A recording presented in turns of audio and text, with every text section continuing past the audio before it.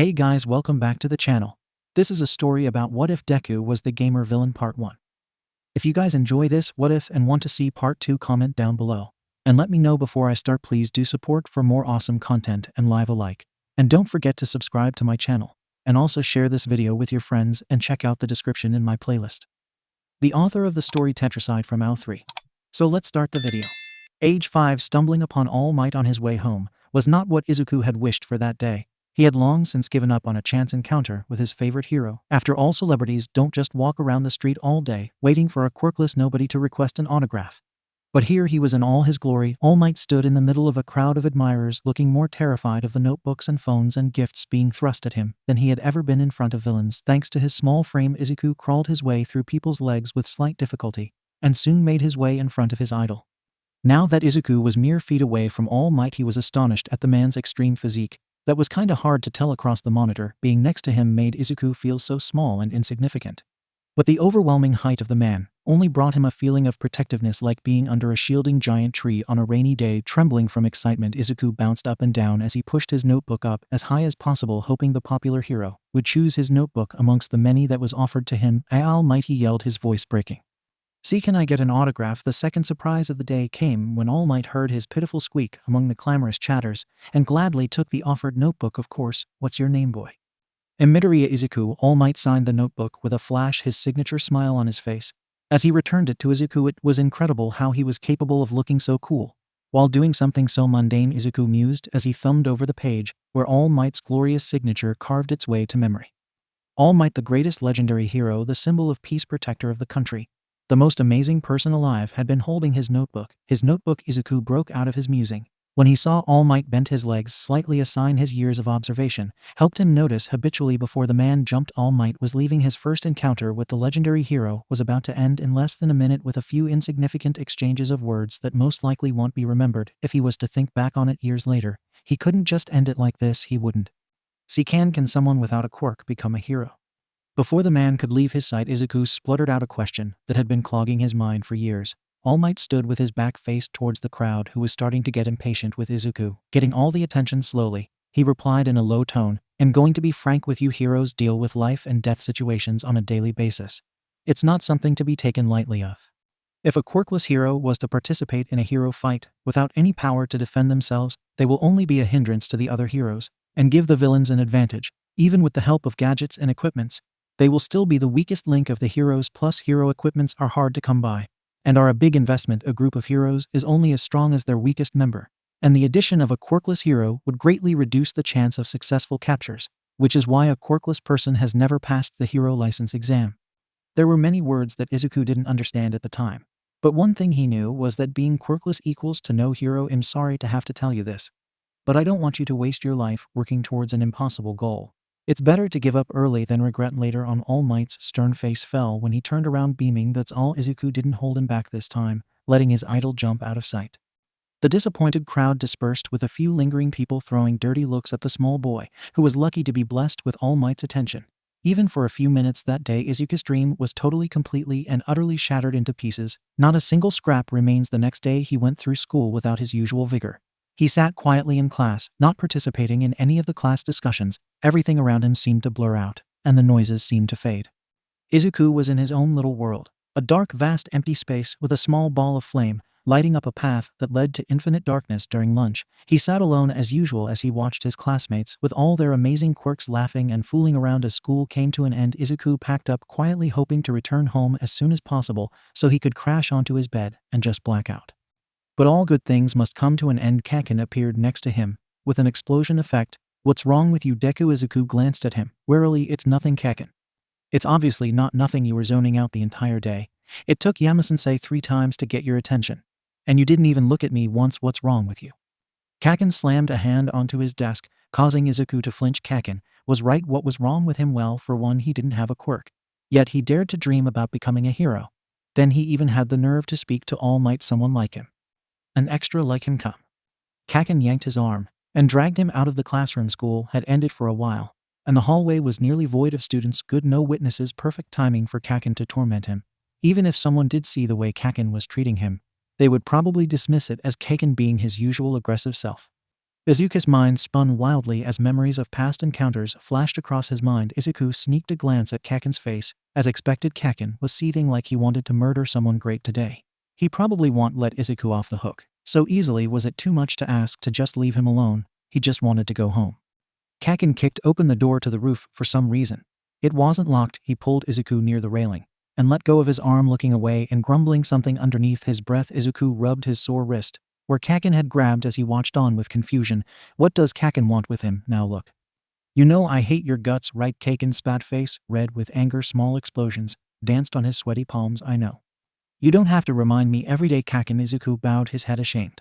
He knew Kaken, never saw him as a friend, had known it since he first met him. But it hurt even more to hear it from Kaken. You're a worthless, useless, stupid, quirkless Deku. I hate you. You can't even defend yourself. Yet you want to be a hero. Don't make me laugh. What are you gonna do when you face a villain? Throw your damn notebook at it. The villain could kill you in seconds. If you want to die so badly, then just jump off the roof. It'll save you the time and effort. Kaken rambled on, fingers clawing through his messy hair, as if frustrated that his words would never get through Izuku's thick skull. You hear that? What I'm saying is that a series of small explosions spooked Izuku. Kaken looked so mad. Ha, damn it, stupid, shitty Deku. With that said, he ran down the stairs, leaving a trail of smoke behind him. This was the last straw. Izuku knew how useless he was. But he always pushed down those negative thoughts and focused on the positive emotions. He continued to dream on and wish for a brighter future. He hoped one day he'd meet someone who'd support him no matter what, who'd stay by his side and urge him on, who'd tell him you can be a hero. Yesterday's meeting with All Might crushed those hopes. And today's meeting with Kaken even more so extinguished that small flame of ambition inside his heart. Izuku stepped closer to the railing, watching the students trail out of the school gate, a blonde Pomeranian head standing out in the crowd. Some students remained on the field due to club activities. There was a group of students standing on the baseball field not doing anything. No, they were discussing something. Izuku squinted his eyes. Something was off with the field. There were some charred grounds all over the baseball field. They seemed to form something else. Oh no, is that a D? He pushed himself forward, leaning against the railing. That's definitely an E, and then K. And the last one is V. Izuku frowned. Whoever was fooling around would probably get in trouble tomorrow when the teachers caught them. It wasn't Izuku's job to worry. Beside, he didn't care anymore. Whatever that happened to this world, to other people, to the heroes, to the villains, to himself. Izuku placed a hand on the railing, drumming his fingers on it as he walked along the borders of the roof, stopping when he reached the back of the building. Underneath the railing was the back gate of the school that was mostly used by teachers and the likes. It was a shorter distance to the building than the main entrance. Izuku could see some people walking past outside of the locked gate. He wasn't thinking when he pushed himself over the railing. His mind was blank as he stared down his feet at the hard cement ground that seemed suddenly so close to him. His vision swayed, and he felt like he was falling forward. The cold metal under his sweaty palms snapped him out of his trance. His hands tightened painfully around the railing. Sweat caused his palms to become slippery. The realization of what almost happened got his heart racing. What was he thinking? Was he really going to kill himself? Why, his obedient mind began replaying all the rejections he had received. I'm so sorry. Izuku, as his mama cried, you're a worthless, useless, stupid, quirkless Deku. You should just die, screamed Kaken, red-faced. It's better to give up early than regret later on, said his hero, All Might. Maybe it was better to die. Maybe he'd be born with a quirk in his next life. But as he was contemplating, his mama's face appeared in his mind. Her crinkling eyes when she found him during hide and seek, her soft laugh when she played heroes versus villains make-believe with him, her warm smile when they watched hero movies together, her beautiful glowing emerald long hair under the sun, her awkward pose as Izuku fumbled with the camera during their visit to All Might Amusement Park. All those happy memories surged up all at once as Izuku thought back to how much his mama treasured him, how he was everything she had. His grip on the railing tightened. He couldn't do it not when he imagined how much pain it would bring to mama, how much she'd cry in his absence, or how she'd sit on the couch alone in the dark, with the TV's dim light dancing off of her dull blank eyes that used to be so remarkably bright. How could he possibly hurt mama like this? How selfish was he to only think about his own pain and problems and not spend a penny worth of thought on his mama? What kind of son was he? This was stupid. He shouldn't do this. Had just be a cop or something, no matter what. He had to keep on living. For his mama's sake, Izuku didn't even realize he was shaking until he tried to get himself over the railing. The severity of the near-death situation just dawned on him, and all those fears that was absent turned out to be merely delayed. He couldn't bring any power to his hands, and the railing was too high for him to simply jump over. He couldn't stop trembling. No matter how much he tried, he regretted doing this. He was so stupid. If he hadn't done this in the first place, then he wouldn't be falling off the roof right now. School just ended. It was a fairly normal day for Tobita.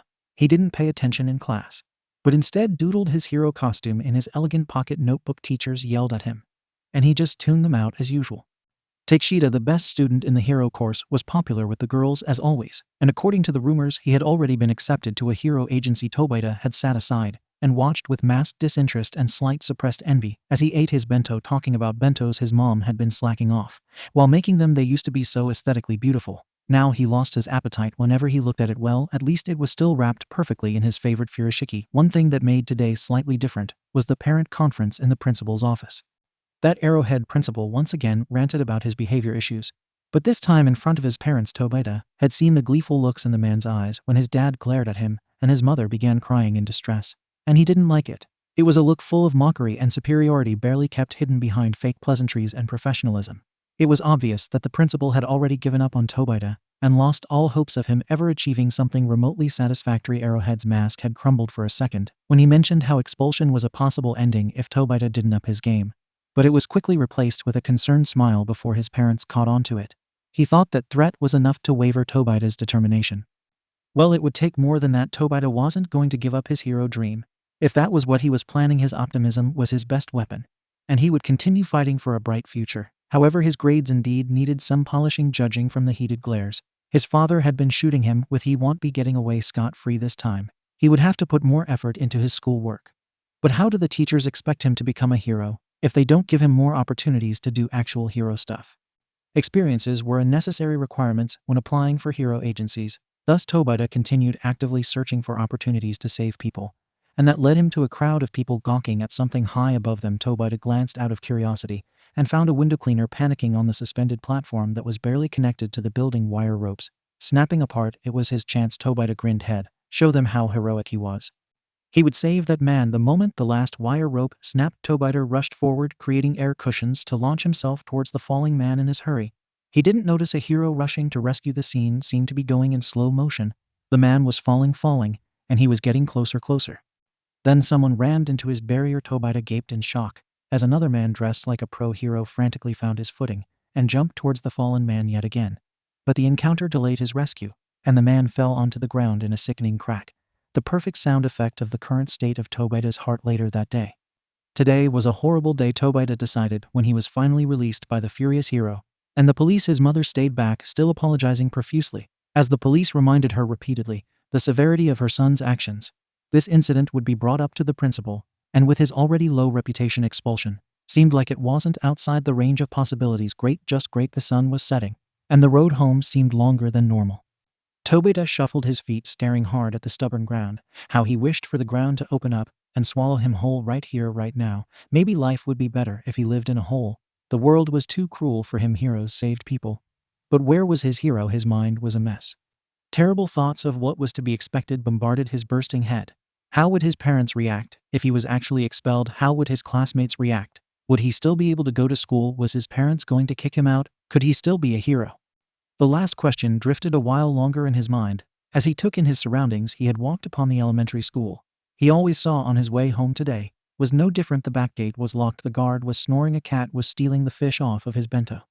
The school was nearly empty. The roof was is that?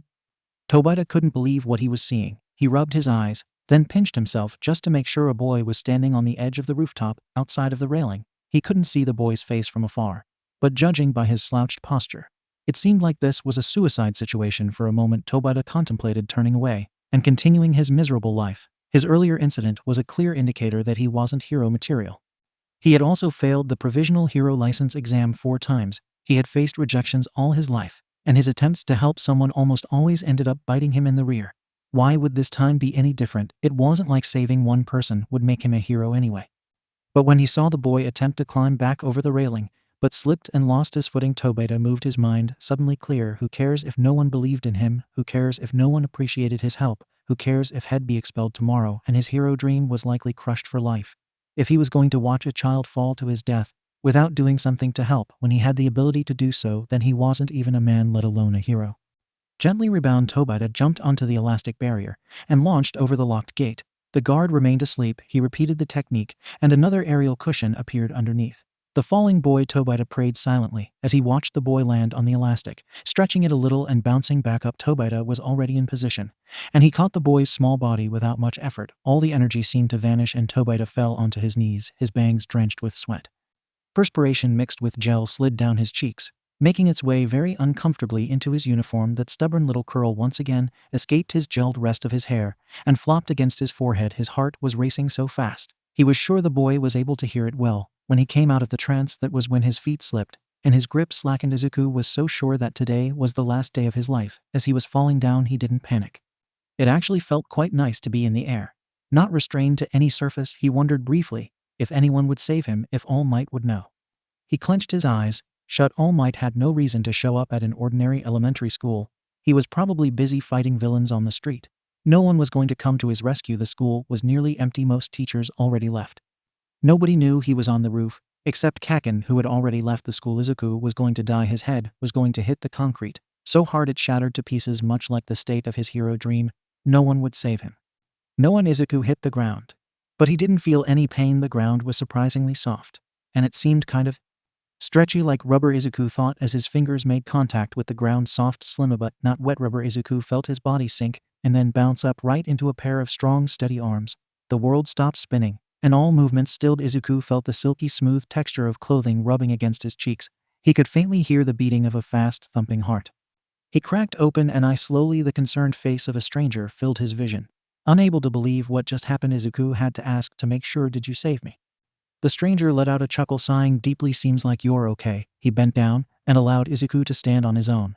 "Can you walk?" Izuku tested a few steps. His legs felt like jelly. "Yeah, no, you can't," the stranger interjected. He bent down, back facing Izuku. "Get on, I'll carry you." "Roman 2 can't trouble you. You already saved my life." "That's more than enough." "That's not enough." The man gently took Izuku's hand and placed it on his shoulder. "You're probably still terrified of what just happened. I'm not leaving you to deal with the aftermath by yourself." Izuku got on his back reluctantly. "Where do you live?" XXXX. "Okay, hang on tight." The man shifted Izuku so he could sit more comfortably. "So tell me what happened." Izuku bit his lips. It was a mistake in the first place, and now that he thought back to what he had tried to do, his face heated up, and he tightened his clench on his savior's silky suit.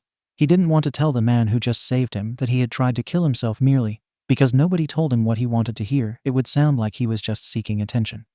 He was afraid the man would regret having saved him after knowing he was just stupid, quirkless Deku, who couldn't do anything right, but still wanted attention when he didn't deserve them. "Hey." The voice snapped Izuku out of his thoughts. "I can't help you if you don't tell me your problems. People want to end their lives for all kinds of reasons. I am sure that whatever problems you are facing, there is someone in this world right this moment that's having the exact same problem as you are. So there's no need to feel embarrassed. Problems cannot be solved if they remain hidden, you know." Izuku started. The man's words hit home. Was there really someone who'd also gone through what he had, who knew what he was feeling? How do they overcome it? How do they deal with it? He wanted to know. "I am quirkless." There was no visible reactions from the man.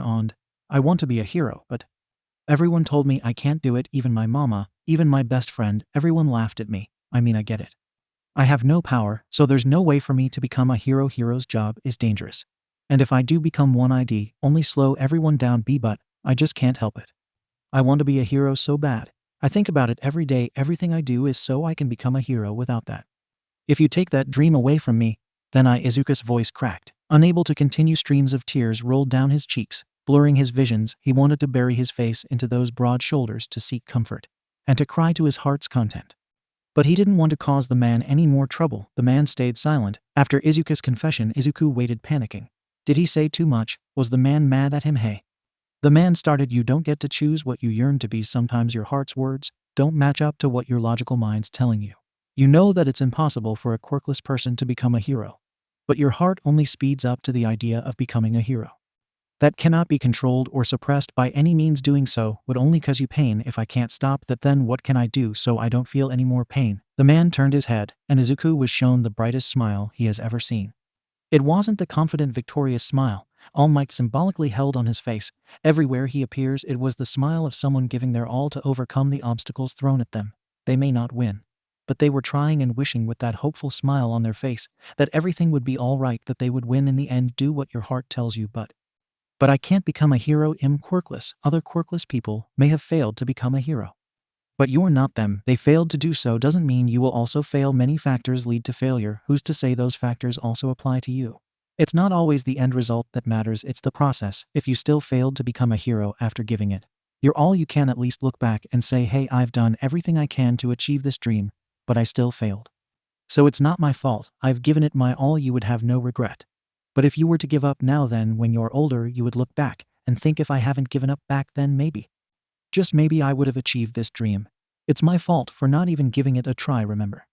Even if there's a very small chance of success, it's still a chance. You can't say something is impossible without taking every opportunity to give a go at it. Izuku didn't know if the man did something with his quirk.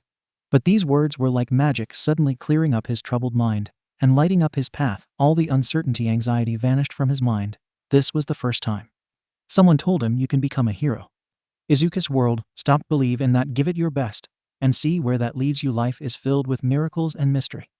If you failed in the end, then oh well, at least you tried, and have nothing to regret. If you succeeded, then 𝐻𝐽 will be able to prove everyone wrong.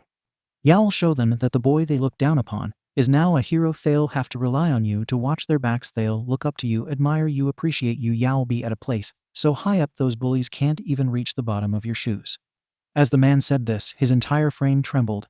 There was a determined grin on his face, and it lit up that flame of ambition that momentarily disappeared. Izuku shuddered as the infectious smile brought a wave of excitement coursing throughout his body.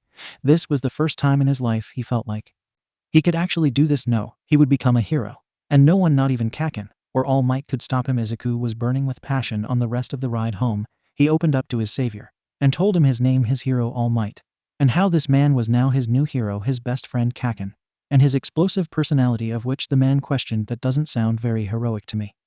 Are you sure he didn't misunderstand the word friend and hero? His favorite person in the world, mama, and pretty much gave the man an autobiography on himself. He also asked the man his name, which the man replied, my name is Tobita. But call me gentle. I am aiming to become the gentle hero, someone who can save the spirits and heart of the victims with his mere presence and the mention of his name. Izuku was surprised to find out that the man was still in high school. He looked much older, or perhaps it was just due to the suit. In response to Izuku's confusion, the young man sheepishly admitted how he did poorly in school and had to drop back 2 grades. It was like a dam being broken. Many more embarrassing admissions flowed out of his lips. Izuku listened quietly as the young man recounted his life. How he got into a normal school with an okay hero course, but didn't work hard enough and failed all his classes. How he failed the hero license exam 4 times because he didn't put enough effort into it. And now all those failures led up to him failing to save someone earlier that day and was likely to be expelled. It's embarrassing telling you to give it your all, but not staying true to those words. Myself, Gentle said, letting out an awkward laugh. But you saved me. Gentle seemed to have forgotten that he indeed had just saved Izuku's life, as he perked up with a huh. Even after failing so many times, you still didn't give up your hero dream. It's thanks to you that I can live on and give my hero dream a try. Thank you, Gentle, you're my hero. There was a long silence. After that, Izuku cocked his head sideways and saw a streak of tears on Gentle's cheeks. His expression, frozen eyes, widened lips, parted slightly in shock. Gee, Gentle. Izuku held onto Gentle's shoulder when the teenager let go of one hand to wipe away his tears. It's the first time ever. Gentle choked out, his voice trembling as see. I can be a hero too. I saved someone's life, am a hero. Izuku wasn't sure if Gentle was still talking to him, but he responded nonetheless. Yeah, you're a hero, Gentle, you're my hero. For the first time, Izuku didn't want to enter his house. What's wrong? Gentle watched him with a gleeful smile. Do you need a save? The gentle hero is here for your convenience. Izuku laughed at the flashing pose Gentle striked. Ever since he told the teenager how he was now Izuku's favorite hero, the older boy didn't stop gloating over his confession. Gentle had probably gone through a lot more than what Izuku had, so to hear someone tell him all his efforts weren't wasted, and that he was actually a hero, must have felt pretty good. Izuku himself felt like he was sitting on clouds ever since Gentle told him he could become a hero. I have been saved enough for the day, Izuku chuckled. I can't just sit and wait for heroes to save me every time I'm in trouble. I need to start saving myself and other people, because that's what a hero does. Gentle's expression softened upon hearing those words. He crouched down and ruffled Izuku's fluffy curly hair. Nicely said, kid. Now get inside that house and stop making your mom worry, because heroes don't make other people worry about their well-being. Gentle took out a pocket-sized notebook with intricate designs, looking as if it came right out of a medieval fantasy world. He scribbled something onto a page near the end and ripped it out, wincing slightly, as if it caused him physical pain to hurt his notebook. Here, this is my phone number. Call me if you need. Gentle the hero. And about what I said earlier, I too need to stop making people worry about me. I promise next time you see this face, I will be a whole new gentle. I will be a hero worthy of your admiration. Izuku took the slip of paper and carefully tucked it inside his pocket. "I'll be waiting." He walked up to his door and slid his keys inside, unlocking it. He glanced back. Gentle stood there with a soft smile, making sure he made it inside his house safely. Izuku waved at him, grinned, and closed the door behind him. Something exploded in his face, followed by a shower of glitters. Izuku stood bewildered. As the scene played out, "Happy birthday, 𝗧𝗵𝗲 His mama Kaken's mama and papa were standing at the doorstep, holding party poppers. Confetti fell all over Izuku and splayed in a mess on the ground. "What took you so long?" "I got here an hour ago." Only Kaken would talk to him like this on his birthday. To be honest, that massive blow to his confidence yesterday had totally erased his birthday off of his mind. He should have realized yesterday when his mama told him to come home by himself for these 2 days, because she got some errands to run, that something was going on. Her overprotective nature would never let Izuku walk home by himself when he was still this young. Kaken's mama Mitsuki whacked Kaken on his head. "Dumbass." She ignored Kaken's papa. Masaris whispers language. "Mikan, I told you to walk home with Izuku. What happens if a villain wants to eat some children today and snatches one of you?" "I did wait. That idiot never showed up, so I left by myself." "No, you didn't wait." Izuku wasn't going to call him out on it, though since he could understand where he was coming from, Kaken would never allow himself to be seen walking home together with Izuku like they were friends anyway. "Why don't we keep the scolding for tomorrow? Today is a day of happiness and celebration. Let's start by exchanging presents." Izuku wondered why his mama looked more excited than he, the birthday boy. That thought was thrown to the back of his mind, however, as the two families situated themselves in the living room. At the foot of a big All Might poster was a bunch of presents. Izuku couldn't sit still. He jumped up from his seat next to Kaken, who looked annoyed, and bounced excitedly. "So which one first? Which one first? Which one do you want to open first?" Izuku plunged into the pile of presents, feeling and shaking all of the unmarked boxes. He chose the smallest box in the end. "I'll open this one first." Kaken tensed up. For the past few years, Kaken didn't get him anything, which always resulted in a heavy head bashing from Mitsuki. The next day, perhaps Kaken did it this year to escape his mama's fist. Izuku wasn't sure, but he was eager to see what Kaken had gotten him. He peeled the horribly wrapped box carefully, so slowly Kaken had to yell, "Hurry up, I don't have all day," and got another whack in the head. He didn't know what to expect, but he definitely wasn't expecting a small device designed and colored like the face of All Might, with a strap connected to it and a hook on the end. On the strap were red, blue, and yellow beads that spelled out Deku. "This is a security alarm for kids." Katsuki spent months saving up his allowance to buy this little thing, he said, and I quote, "Deku needs someone to look out for him, and I can't be there all the time." He even sold some of his valuable hero collection cards to earn money. Shut up, you old hag." Kaken was blushing furiously. He kept punching his mama in response, which was pretty much the most he would do when it came to his mama. He would never in his life use his quirk and attack her for real. Izuku rolled the security alarm around in his palm. It was small, lightweight, and easily accessible. He pulled the strap just to test it out. As soon as the strap disconnected from the device, a shrill screeching cry emitted from it, halting all movements in the living room. Izuku hurriedly plugged the strap back in, and the cry stopped. "Zetchin." His mama started, voice hesitant. "Don't do that again, UK. Unless it's an emergency, UK. Mama, sorry." Izuku was the closest, so he received the worst from it. He definitely wasn't doing that again, unless it was a life and death situation. He turned to Kaken and gave him his biggest smile to showcase his appreciation. "Thank you so much, Kaken. I'll treasure this." Whatever. Next up, Izuku picked out Mitsuki's gift. It was a dozen round rubber balls that would explode into a blinding light. If certain conditions were made, Mitsuki got him 6 that explodes on impact and 6 that explodes 6 seconds after the initial impact.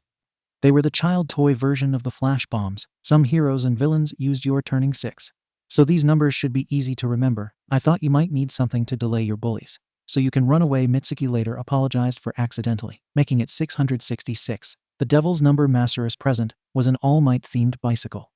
Kaken couldn't stand Izuku following him around riding a tricycle designed for babies, so he took it upon himself and taught Izuku how to ride without the supporting wheels. It may have taken almost half a year and Kaken's almost giving up over a dozen times, but eventually Izuku was able to ride a normal bicycle and Kaken's ego was boosted incrementally. After that, next up was Mama's present. It was a thin envelope. "I couldn't think of anything else to get you since you pretty much have all the All Might mercs you wanted, so I got you that now." That got him curious. What else did he want that he hadn't gotten yet? Izuku teared the envelope and shook out the content. It fell onto the carpet ground soundlessly. With trembling hands, Izuku held up a golden badge with the letters YHP engraved across the bottom. Is this? Izuku's hands trembled as he held onto the crest. He had only seen been worn on other older children's proud chest. "You've been accepted to Youth Hero Program. Congratulations," Mama said in her best broadcaster voice, making everyone laugh. Roman 3 love it, thank you Mama. Izuku dived into his mama's open arms and smothered her with wet kisses, earning more laughs from the family. Last but not least was the biggest box from Papa, even bigger than the box for the bicycle. Izuku unpacked it only to see another box inside. He cut through that only to see another slightly smaller box under it. He continued killing boxes for at least 30 minutes, until he finally got to the surprise. It was a game disc. What a surprise! If the game had been packaged normally, Izuku would be excited to play it now. He, along with everyone else, were so hateful of the dozens of unnecessary boxes that he simply set the game aside and grumbled, "Stupid Papa." The game disc was given the silent treatment for the rest of the party. Izuku had a lot of fun, and he believed it was sufficient to say that today was the best day in his life. He not only met the one who believed in him, he also received numerous awesome presents, even from Kaken, including the news of his enrollment to 𝗵𝗃𝗲. That was probably the best gift he had received. By the time the day was over, both families were exhausted. The Bakugo family had to drag an unwilling Kaken away from Mama's homemade spicy popcorn. He only stopped yelling at the top of his lungs when Mama packed the rest into a Ziploc bag and let him take it home. Izuku helped Mama clean up the haywire resulting from Bakugo's presence. Then he took a shower while Mama did dishes. He had to get a good night's sleep considering he had school tomorrow. But when he passed the living room and saw the game disc, he hesitated. After all, it was still a birthday present, and birthday presents were supposed to be opened on the day they were received. After getting the permission from Mama to only check it out, Izuku raced upstairs into his gaming room and inserted the disc into the console. As he waited for the game to load, he scrutinized the case. The cover was black with only the words "Game of Life" written on it in sketchy, messy scrawls. There was nothing else in or on the case. No brand name, summary, game type. No nothing. Izuku wondered what Papa was thinking when he bought this game. The game had finished loading. The startup screen was suspicious. As well, it was a completely dark screen with the sentence "click any button to continue." Izuku did, and led to the next screen, the same background, but more sentences. The top was a quote: "Life is a game in a world where 80 are VIP players. Being quirkless means your game of life will be more difficult than the others. No matter your difficulty level, this is the one game everyone has to play. Game over or refusal to play means the end of your life. Every choice matters. Make your choice wisely. Play difficult, normal, easy. Exit death." Despite how sketchy this game was, there was something about it that made Izuku want to know more. His finger hovered over the confirmation button. The top choice highlighted. Izuku had almost died twice today. He knew how much he valued his life, and there was no way he was going to even risk the chance of losing his life again. He pressed play. The screen blacked out. Then, as if Izuku had just put on his 3D glasses, the black screen wiggled out of the TV screen and paddled on thin air using its two lower corners. It stopped a few feet away from Izuku, and with a glass-shattering visual and sound effect, the black rectangle crumbled into tiny pieces, leaving behind a RPG player profile screen with blue-tinted letters, much like what one would see with VR goggles. The bluish screen enlarged, and Izuku could see 5 tabs on top, with the current display being the first tab profile underneath. It was a hologram of him wearing a shirt and shorts with slots surrounding him. Next to it was a game-like stat sheet. Name: Midoriya Izuku. Title: None LV1 X0 1 HP 1 1 5 MP 1 1 5 Age 6 quirks. None STR35 being average for your age. Def 4 Sp 4 Dex 4. Luck 8 changes everyday. Rep points 0 techniques. None. Izuku wasn't sure how long he sat there just staring dumbly at the screen. The controller had long since fallen onto the ground. It wasn't until he heard the shower turn off in the bathroom when he snapped out of it. In a rush, he left the game disc inside the console. When he shut it down, he made it safely to his bed before Mama checked on him. He had promised to go to sleep before she finished showering, and he didn't want to be scolded on his birthday. Lying on his bed, Izuku finally accepted the situation. He wasn't even sure what to accept: that he could now see a VR screen without VR goggles, that he was playing some sort of game that turned his physical body characteristics into stats. He had to look more into this. The screen had disappeared. Izuku thought back to it, wishing for it to appear, and it did, floating yet again in the air in front of Izuku. This time, he noticed a banner at the bottom of the screen: tutorial, a brief explanation of the control panel. Check it out close. Izuku thought about pressing the first option, but before his finger touched the screen, the option was selected automatically, as if it could be controlled with his mind even better. This way, Izuku wouldn't be labeled as the quirkless freak who tried to touch air. "It's a pleasure to meet you, Master." A metallic sphere popped into existence. It had a slit across the middle that revealed a wide, terrifying eye, and a smaller slit beneath it as a mouth with jagged teeth. It continued in its monotonous voice: "𝗵𝗃𝗲 11412 here for your service. Feel free to call me 𝗃𝗲. Can I call you something else now?" Wow, its hard-hittedness rivaled the hardness of its shell. Izuku was a little creeped out by the freaky eye that bored into him unblinking. But he stood his ground. He was aiming to be a hero. He could handle this. Now let us continue. There are 5 tabs. The first one, profile, shows your profile. Obviously you have to be a complete retard to not understand it. Izuku felt a little insulted, pouting. He glared defiantly at the Cyclops creature. The second tab, quests, shows the status of your quests, which you don't have any currently. Quests can be obtained in many ways. They often give satisfactory rewards. So make sure you complete as many quests as you can find. Even the side quests can prove beneficial in the long run. You never know when you'll need a strand of hair from All Might or a catnip.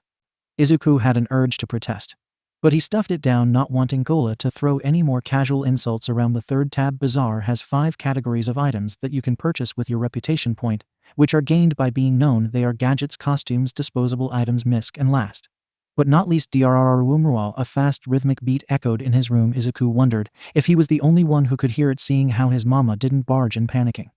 Quirks, wait, quirks. Izuku slapped a hand over his mouth when he let slip a shriek. Master, you can talk to me telepathically. I can hear your thoughts. SSSO, you're saying that I can actually buy quirks. Any quirk? Can I have multiple quirks? What kind of quirks are there, master? You will be able to unlock the bazaar once you earn a reputation point. But to do that you'll need to complete quests. Before Izuku could ask more, Gola continued. Next tab is map. It will show nearby quests and your current location, and the last tab is inventory. You currently have 5 slots available. More will be unlocked as you level up. It allows you to store and retrieve non-living objects. Same objects can stack. This concludes the tutorial. Do you have any questions, master? Yes. Izuku excitedly waved his hand. So about the quirk, how do I get a quirk? Master, there are many ways you can buy quirks in the bazaar for 1,000 and 1,000 points. Each some rare quests may reward you a quirk upon completion. You can also choose a free quirk every 10 levels you level up. Any other questions? About the inventory test. Gola clicked its tongue like it was annoyed. It did a very obvious eye roll, not even attempting to hide its annoyance. Izuku gulped. Now he felt bad. Last question. I promise. So how do I put stuff into the inventory? Fairly simple. Just put your hand on it and visualize the item inside a slot. It will appear inside. Is that all, master? Yeah. Gola vanished, its body breaking down into cubes, which proceeded to crumble into smaller cubes. Soon the cubes became as small as air particles and couldn't be seen by the naked eye. Izuku lay back down onto his soft pillow. He grabbed his All Might watch from his nightstand and tried putting it inside the inventory. It worked on the first try. While he gasped in awe, ogling at the small watch icon in the slot. Cool, he whispered. That night Izuku played around with the inventory for a long time until he finally fell asleep. In his dream, he saw himself getting into the best hero school, Yuha High School, and meeting many popular heroes. He made many friends, became popular, and even talked with All Might again. The dream ended with him saving All Might's life and being hailed a hero by the public. The next morning Izuku woke up to All Might's shouts of "Im here." He turned off his blaring alarm in a swift motion and rolled out of the bed. Tiny feet made contact with the cold floor, making him shiver. As he was getting ready for school, he spotted the presents he received yesterday. It was definitely a smart move to carry a security alarm on him at all time. But he didn't want to risk the strap accidentally disconnecting and causing a false alarm. Therefore, he stored it into a slot in the inventory. 15. Next up, he stored the 12 mini flash bombs, taking up 2 slots, with one being those that exploded upon impact, 25, and the second being those that took 6 seconds to explode, 35. Then Izuku saw the bike. It would be convenient to have a transportation tool wherever he went, but its disappearance would cause his mama to panic. So that was a no-go. He looked around his room and at last decided to store all his hero analysis notebooks in the inventory. They all took up 1 slot because they were the same type of items, 45. Those were his treasures, and losing them would be painful. Izuku left the last slot empty for emergencies. During breakfast, Izuku couldn't stop wiggling in his chair. On one hand, he desperately wanted to tell his mama what happened last night. But on the other hand, he was afraid of her response. His mama was an easily scared person. It was very likely for her to react negatively to the game of life. Maybe she'd even think something was wrong with his head and take him to the hospital or scold him for making things up. But again, she was the most important person in his life. After everything she'd done for him, he felt like she deserved to know. Is something the matter? Izuku twirled his spoon absent-mindedly. No, not really. I'll tell you later, mama. Now wasn't the time. He'd tell her. When he had everything figured out, it was still possible that somebody was playing a trick on him. When he finished eating, he waited by the entrance as he watched mama take out her bicycle from the backyard. Mama always took him to school on a bike, but today Izuku wanted to try something different. Mama, can I ride my new bike to school? Mama bit her lips, frowning. Okay, but mama's riding with you. And we're not riding on the street. It's too dangerous for you. After getting her confirmation, Izuku eagerly brought out his new All Might bicycle. The red, blue, and yellow glowed under the morning sun, much like All Might's presence in the face of danger. Do you have your security alarm on you? Izuku pushed his hand into his pocket, retrieved the item from inventory, and brought it out. It's in my pocket. Good boy, Mama smiled. She got on the bike, and Izuku did the same alongside her. Izuku, you ride in the front so Mama can keep an eye on you, okay? The ride to school was a totally different experience. Walking was too slow, sitting in a car made it too fast, bicycling was just the right pace to have a good look at the surroundings before the scenery changed. School wasn't very far from their house, so even with Izuku riding in a slow speed for safety reasons, they arrived at the school in less than 10 minutes. Perhaps it was his imagination, but Izuku felt like everyone was watching him. No staring at his bike when he entered the school, his mama waving goodbye by the entrance. For the first time, Izuku didn't cower under the stairs. He felt powerful, just like whenever he dressed in his mini All Might One Piece. He felt motivated, and that he could succeed in anything. The bike seemed to have the same effect on his spirit. The day went by in a flash. Izuku had his entire mind on the 𝗧𝗵𝗃 that he barely caught onto what the teacher was saying. The game of life screen also kept him distracted during class. After flipping through the dictionary, he decided to call it digitalization, which was, and he quote, the process of converting information into a digital format. There was no better name for a game that turned his entire life into a digital game. As it turned out, Izuku could use digitalization to observe other people's levels. It occurred when he stared at 𝐭𝐿 and wondered what 𝐭𝐿's level was. You have learned technique, observe 𝐿𝑣1. Bakugo Katsuki 𝐿𝑣1. Izuku was surprised to find that 𝐭𝐿 was the same level as he was. Perhaps a person's level was determined by their age or their grade in school. To testify his hypothesis, Izuku used observe on the rest of his classmates. Observe 1. The notification popped up every time he used it, and soon Observe had reached level 2. As it turned out, everyone in his class was level 1. It made Izuku feel a little bit better that quirk didn't play a role in a person's level. Just for fun, Izuku also observed his teacher 𝗵𝗃, a bald, middle-aged man with a triangle-shaped head. His features were all crumbled together, and he made grumpy, frowning faces at everyone, as if everyone owed him money. His quirk allowed him to blend into the mountain upon contact. He turned out to only be at level 5. Izuku continued playing around with Observe for the rest of the day. 𝐭𝐿 didn't seem to pay him any mind, and he didn't actively try to initiate a conversation. Either 𝐭𝐿 seemed to be in a bad mood after their homeroom teacher scolded him early in the morning for something Izuku was unsure of, and that caused him to literally explode every time someone talked to him. Everyone could sense his bad mood and stayed out of his path for the rest of the day.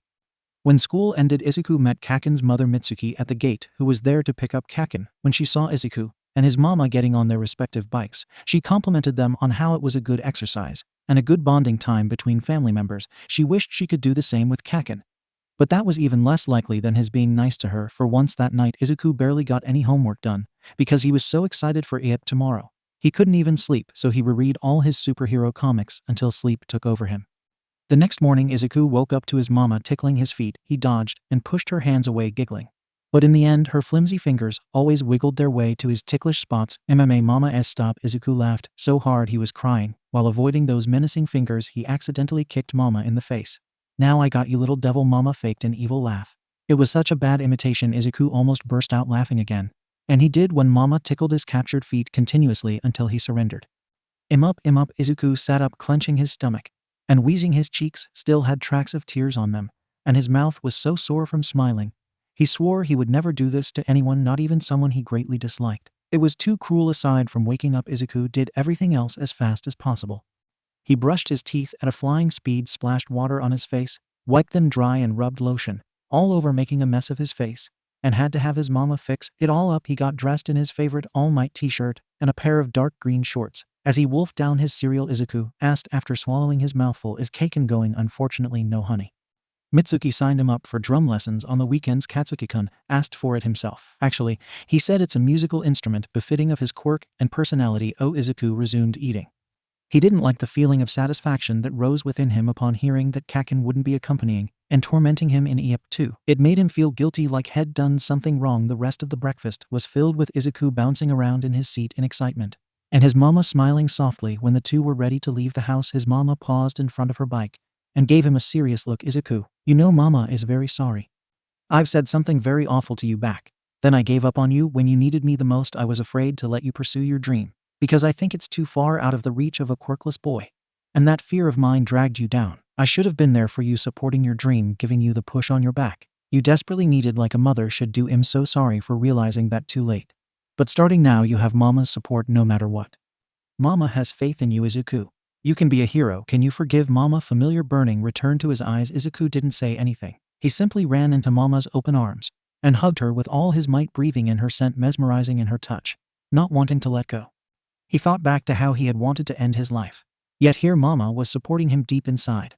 And he never knew he was so glad Gentle had saved him yesterday. Otherwise, what would happen to mama? I forgive you, mama. The ride to 𝐒𝐲𝗵𝗃 was silent.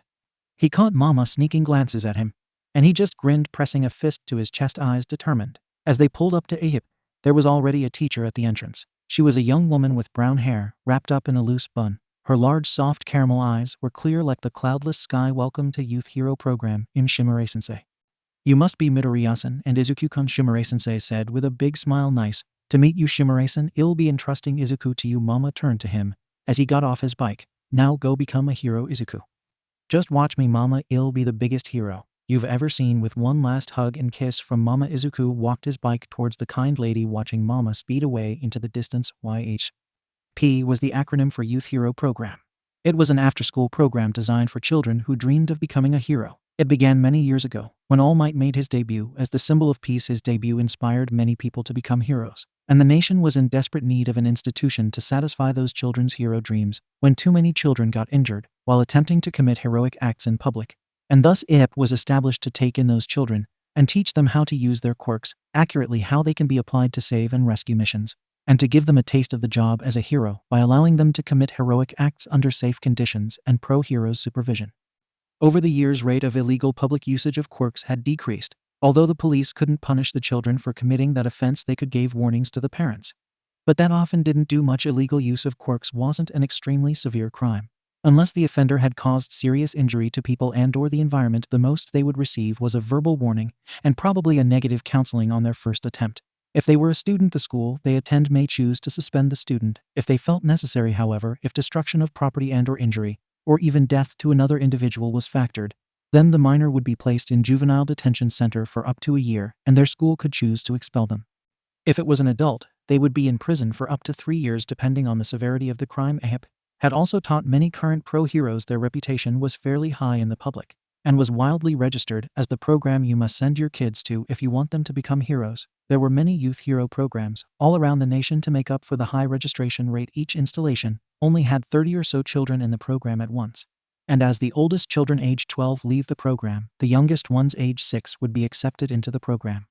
𝗂𝐲𝗵𝗃 consisted of one big classroom and an indoor pool. The staff consisted of roughly 3 teachers and 3 heroes. Pro-heroes were often invited to give speeches, classes, and demonstrations, and to supervise students in activities. They were paid, but many refused and instead did it for free. Izuku paid close attention. As 𝗵𝘃𝗵𝗧𝗍 gave him a quick tour of the place, he noticed the map tab of the screen now displayed a perfect 3D map of the schoolhouse.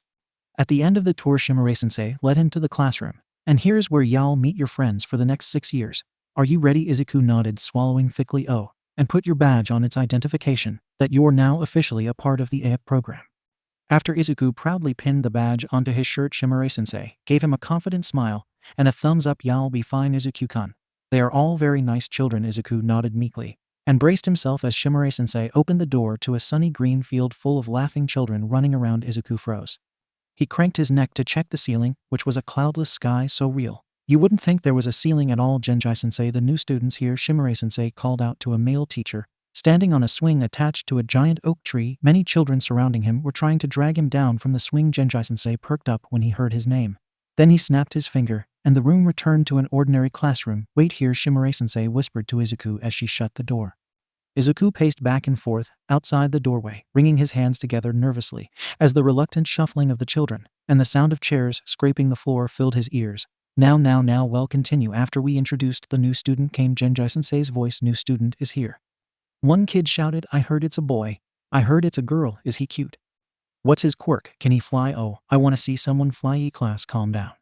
Y'all see in a second, 𝗵𝘃𝗵𝗧𝗍 called out in Izuku's direction. Izuku-kun, are you ready? Izuku nodded. Despite having no one around to see it, he took a deep breath as he placed his hand on the door handle.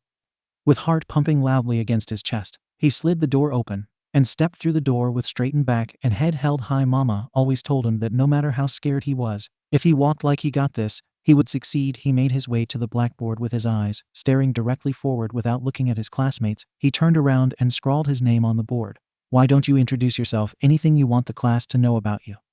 Shimura-sensei said when he finished. 𝐒𝐭𝐚𝐲 squeaked. As he faced the class 𝗵𝗲𝗍 name, as his voice got caught up in his throat. When he took a good look of his classmate 𝗎𝗲, what is this? He thought this means these people have quests to offer. 𝗎𝗲's voice replied in his mind. Izuku stared wide-eyed at three of his classmates, who had an exclamation mark floating above their heads. How to I accept these quests?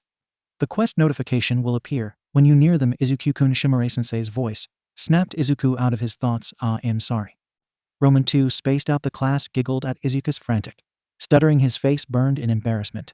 As he finished his introduction quickly, 𝗵𝗲𝗍 name is Midoriya Izuku. 6 years old and from Aldera Elementary School. My favorite hero is All Might be, but my idol is Gentle. The class murmured. Who's Gentle? Never heard of him. Gentle is the hero who saved my life and gave me hopes for my dream, Izuku explained. And here came the bomb. 𝗵𝗃𝗲𝗄. Izuku had to force himself not to look down in fear of rejection. The class looked surprised, but they didn't look at him with pity in their eyes or contempt. It was just slight surprise. That was it. Everyone told me I can't be a hero because 𝗵𝗃𝗲𝗄, but Gentle was the first person who told me I can, and I will. He made me feel powerful. He gave me confidence and a reason to live. That's why he's my hero. The class was quiet, and there was understanding in some children's eyes. After a moment, Shimura-sensei coughed. That's great to hear, Izuku-kun. I'm glad you're able to find that person in your life. The one who inspires you, motivates you, and is the reason behind your strength now. Is there anything else you'd like to share, like hobbies? What do you do in your free time? Izuku felt his face heat up when he realized he had been talking about Gentle the entire time, and not a single thing about himself. I'm sorry. He scratched his head awkwardly as the class laughed, not a jeering laughter, but a light-hearted laugh. My hobbies are collecting hero cards and catching bugs. That's all. Thank you, Izuku-kun. Your seat is between Henshin-kun and 𝗵𝗲𝗍. There was only one empty seat. A boy with short orange hair and large curious eyes was on the left of it, and a girl with messy hair hiding her face was on the other side. Interestingly, she had an exclamation mark above her head. To be safe, Izuku observed as he made his way down the rows. Observe 1 Namamano Henshin LV5. Observe 1 Aba Minami LV8. When he settled himself in between the two of them, he received the quest notification. Quest alert. Side quest: a precious smile. Description: Aba Minami is a girl with lots of issues troubling her. Be a hero to her and make her smile. Time limit: none. Reward 100 exp. 1 reputation point. Failure: a hero should never allow themselves to fail except decline. This was the first quest Izuku received. Of course, he had to accept. The first option was selected as soon as his thought was received by the system. Aba's head was bowed, but Izuku could see her peeking at him through her bangs. When she was caught staring, she quickly smoothed out her hair in an attempt to act casual and cover up her eyes in the process. Hi, I'm Izuku. You must be AI mean 𝗵𝗲𝗍. Izuku quickly corrected himself. He wasn't supposed to know her full name yet. Nice to meet you. He offered a hand, which Aba took in a loose grip. Nice to meet you, she whispered. How old are you? 8. No wonder her level is so high, Izuku wondered. But then how come Yama-sensei's level is only 5? So I guess you've been here for a while. I hope we can be friends. Maybe you can tell me what 𝗵𝗃𝗲 is like later, Izuku added. When she didn't respond, if you feel like it. After a while, Aba nodded. Izuku felt a tap on his shoulder. Namamano took back his hand and whispered, don't mind her, she's always like that. She's also quirkless. Izuku paled, a horrible feeling rising in his stomach. He thought of all the times he tried to make new friends, and would later see someone telling them he was quirkless. Later, the new friend he made would stop talking to him. He hated when people tell others that. Especially people he was trying to be friends with. It made him feel like they were trying to say he's quirkless, so don't be friends with him. Before he could hold back, Izuku blurted out, it's none of your business. If 𝗵𝗲𝗍 doesn't want me to know, then she won't tell me. It's rude to speak for her. Izuku was inwardly freaking out as Namamano's face turned red, then paled. He rarely if ever talked to someone like this. The few times he tried standing up to Kaken always ended up with him being a crying mess by the end of the day. He should have watched what he say, especially to someone he met for the first time. A quirkless kid like him shouldn't act so snarky towards someone with a quirk. Fearing Namamano's reactions, Izuku avoided looking at anything but the blackboard for the rest of the class. After the teachers explained to them their schedule for the day, their break continued. Genji-sensei, whose level turned out to be 25, turned the room into nature once again. As soon as words of permission left Shimura-sensei's lips, the active ones broke into a run across the clear horizon. The more reserved ones stayed in their own little groups, while the remaining children were by themselves. Izuku hurried after Aba, who sat down on one of the swings. He flopped down on the swing next to her and began, hey. Aba didn't respond. I'm really sorry for what Henshin-kun said today. I'm sure he didn't mean it, so don't take it to heart. Aba was fiddling with her hair as she kicked the swing into motion. After a while, she murmured, I'm used to it. He's just an idiot. He always says things without thinking. See. She pointed at someone. It was Namamano. He rushed at them with both hands behind his back. Izuku stilled hands, clutching the ropes tightly. His fear grew. With every step the other boy took towards them. For a moment, the image of Kaken overlapped with 𝗵𝗲. Their form enlarged, and their mouth cracked into a gaping, thirsty grin. Izuku shut his eyes. When the beast arrived, 𝗵𝗲, he heard it was a timid, shy voice, the completely opposite of what he had envisioned. "I'm sorry for being so rude to you." Izuku snapped, his eyes open in surprise. He wasn't expecting an apology of all things. "I wasn't thinking when I said that I didn't mean to offend you. Please forgive me." 𝗵𝗲 bowed low, body quivering slightly. "What is it this time?" To Izuku's surprise, 𝗬𝐵 said it better. "Not be your lunch. Your mom's meat buns sure are delicious. But I'm not eating your lunch again and leaving you to starve. Stop punishing yourself physically every time you offend someone." "That's not it." 𝗵𝗲 straightened himself and brought his hands to the front, opening his palm, carefully revealing a 4-leaf clover. "It's my treasure. I've had it for years and always kept it beside me as a lucky charm, and giving this to you to prove it to you that this will be my last time offending you." "Don't give it to me." 𝗬𝐵 glanced at Izuku. It was the first time Izuku saw her eyes. They were large, beautiful pink eyes with ringed pupils. "It's our new student who you angered today, not me. So if you want to apologize, go to him." Izuku suddenly grew anxious when the attention shifted to him. Before his imagination could run wild with this situation, 𝗵𝗲 bowed low and presented the 4-leaf clover to him. "I'm sorry, Midoriya-kun, please forgive me. I promise I'll think before I talk next time. You don't have to just accept it." 𝗬𝐵 shook her head and actually chuckled. "He won't leave you alone unless you accept his apology, okay?" Then Izuku let out a dry laugh and took the 4-leaf clover. "Ping, you have received 4-leaf clover luck 4 for 30 minutes. Simply store the item into the inventory and equip it to use it." All the noise dimmed as Izuku focused on the notification that popped up the moment his fingers touched the plant. "I thought I can only put non-living items inside." Izuku thought. Gola's voice replied instantly in his head. "Yes, but this item has a special effect, which makes it a disposable item. That means it's something you can use once and throw away. Any items in the 4 categories: costume, gadgets, disposable items, and mist can be stored inside the inventory." Izuku willed the notification to close, then examined the little lucky charm. It was amazing how something so small and easily overlooked could be this powerful. He marveled at it for a couple minutes, more, then shoved it into his pocket, hiding his hand from plain view and storing it into his inventory to conserve its condition. So 𝗬𝐵 began. "Yes, it was then that Izuku noticed the absence of 𝗵𝗲, that gentle hero you mentioned earlier. You said he saved you and supported your hero dream." "Yes, he did. He didn't even know me. Yet he put his believed me that I can become a hero." "Can you tell me?" 𝗬𝐵 began, fiddling with her hair again. She bit her lips, hesitated, then said in a voice so quiet Izuku almost didn't hear it. "Where do you find someone like that? Someone like gentle?" "Yes, someone who tells you you can become a hero, I believe in you, things like that." "Where do you find such a person?" 𝗬𝐵 tilted her head, and Izuku got a clear view of her face. Her watery eyes were filled with uncertainty and hopelessness as they fixated on Izuku with an insurmountable amount of force and resolution. Her entire body trembled, and her grip on the ropes attached to the swing tightened. Izuku didn't know what to say. He had met Gentle by chance. Was there a second Gentle in this world? If there was, how to find them? The silence dragged on as Izuku wrecked his brain for something to say. "Anything. I am right here." Somehow those words were able to form from his blank slate of mind. "I will be your Gentle." "What do you mean?" Izuku placed a hand on his chest, unwavering gaze meeting 𝗬𝐵's eyes. This was the only thing he thought of, and he just had to go with the flow.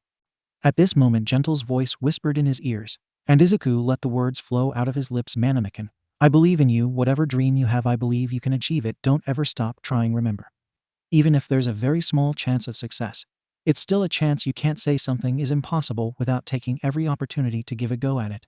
You have to believe in yourself and tell yourself, I can do it." 𝗬𝐵's eyes was overflowing with tears at the end of Izuku's encouragement. He couldn't find a Gentle for her, but he could become her Gentle. Just like what Gentle did to him, he would now pass down the wise words that motivated him to another quirkless person in need. "And know you're lying." Why? 𝗬𝐵's body shook violently with each sob that escaped her quivering lips. "You don't even know me. Why would you?" "Because you look like a hero to me," Izuku whispered, "and I'd hate to see you give up your dream." Thank you," 𝗬𝐵 choked out as tears streamed down her face. She covered her face in her hands, head bowed low so her hair could cover her tears. Izuku thought back to yesterday, when he wanted to bury his face into Gentle's shoulder and cry to his heart's content. 𝗬𝐵 must be feeling the same way. The fire that burned in the pit of his stomach, the way his heart sped up at the words, and his vision brightened, the adrenaline that coursed throughout his body and made him feel like he could punch through a wall if he wanted to, and the urge to hold on to someone and bawl his eyes out. So he rose from his swing and knelt down in front of 𝗬𝐵. He touched her shoulder gently to make sure he didn't scare her, and that she was all right with physical contact, and wrapped his arms around her, letting her bury her face into the crook of his neck. and allowing her sobs to be muffled by his shirt. After a while, the sobbing girl hesitantly wrapped her arms around him. They stayed like that for a while, not caring what others would think. If they saw the scene, Izuku had dealt with worse kinds of reactions. So this was no biggie. He supposed 𝗧𝗵𝗃 had too, judging from her reactions. When the scenery around them returned to their normal spacious classroom, signaling the end of break, 𝗧𝗵𝗃 loosened her hold and Izuku leaned back. She glanced away when Izuku asked, "Are you feeling better?" "Yeah." Her voice was a little rough. "Thank you, Izuku. Thank you for being there for me." A warm feeling blossomed in Izuku's chest, causing his lips to upturn involuntarily. "You're welcome. You don't mind me calling you Izuku, do you?" No. I don't mind. What about you? Do you mind me calling you 𝗵𝗃𝗃 no?" Minami smiled. It was a beautiful smile, like the first rays of sunlight that peeked through the curtains on an early morning. Not at all. During the next class, the teachers showed them a documentary on heroes and quirks. It was a film Izuku had watched so many times. If he watched any more, he was sure his eyes would bleed. While all the other students were giving their full attention to the screen, Izuku chanted 𝗧𝗪𝗧's name 3 times in his mind. On the 3rd time, the metallic little cyclops popped into existence, the bacon hanging out of its wide mouth inches away from Izuku's nose. Whoa. Izuku jerked back in his seat, arms flailing, and hitting the boy behind him. The wolf-eared boy hissed at him as he clutched his bleeding nose in pain. "I am so sorry."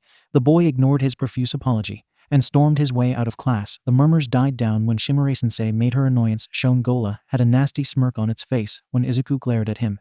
"It's a pleasure to see you again, master." It sneered, and Izuku wanted so desperately to punch that Fano. What was he thinking? That was something Kaken would do. He had to control himself. "Do you even need to eat?" Izuku grumbled. Instead, in his mind, "Do humans need cookies to survive?" "No." "Then why do humans eat cookies? Why do humans sing, dance, watch movies, do so many things that aren't necessary for survival?" Izuku had no answer for that. "The answer is because it brings them joy." Another slice of juicy bacon materialized in thin air, and 𝗧𝗪𝗧 snatched it inside its mouth with its long tongue. "If humans are allowed to do things for their enjoyment, why am I not allowed? Why do I get questioned for enjoying myself? Don't you think that's unfair?" "Ugh, yeah, you're right. Sorry." Izuku bowed his head in shame. The conversation curved downward so quickly he couldn't react in time. He could only go with what 𝗧𝗪𝗧 said. "Simon, master, don't look so down. You just made your first achievement. You should be proud of yourself." Look, the profile screen appeared and 𝗧𝗪𝗧 tapped a crown icon next to Izuku's name that wasn't there before. A new screen override the first one, showing a bookshelf with dozens of locked trophies. The first one was unlocked, and the nameplate said "The Lover Cool." Izuku marveled at the sight. The trophy looked so real, almost like he could touch it. What does it do? Each title comes with a quirk. You cannot use your unlocked titles and quirks until you die and restart from a save point. At that moment, you're allowed to choose a title. And when your game restarts, you will be gifted with that quirk and any additional effects that comes with it.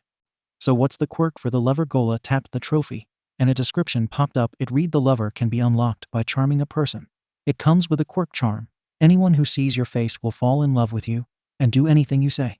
It doesn't affect those who are already in love with you. Fall in love." Izuku pouted. Whenever someone mentioned love, there were always kissing and touching in inappropriate places involved. Izuku found them gross. He didn't want to taste other people's drool. "Thank you very much." "No thank you." "Are you sure you can gain your first quirk this way?" "I'm sure." Plus, Izuku frowned. "I can only use it when I die, right?"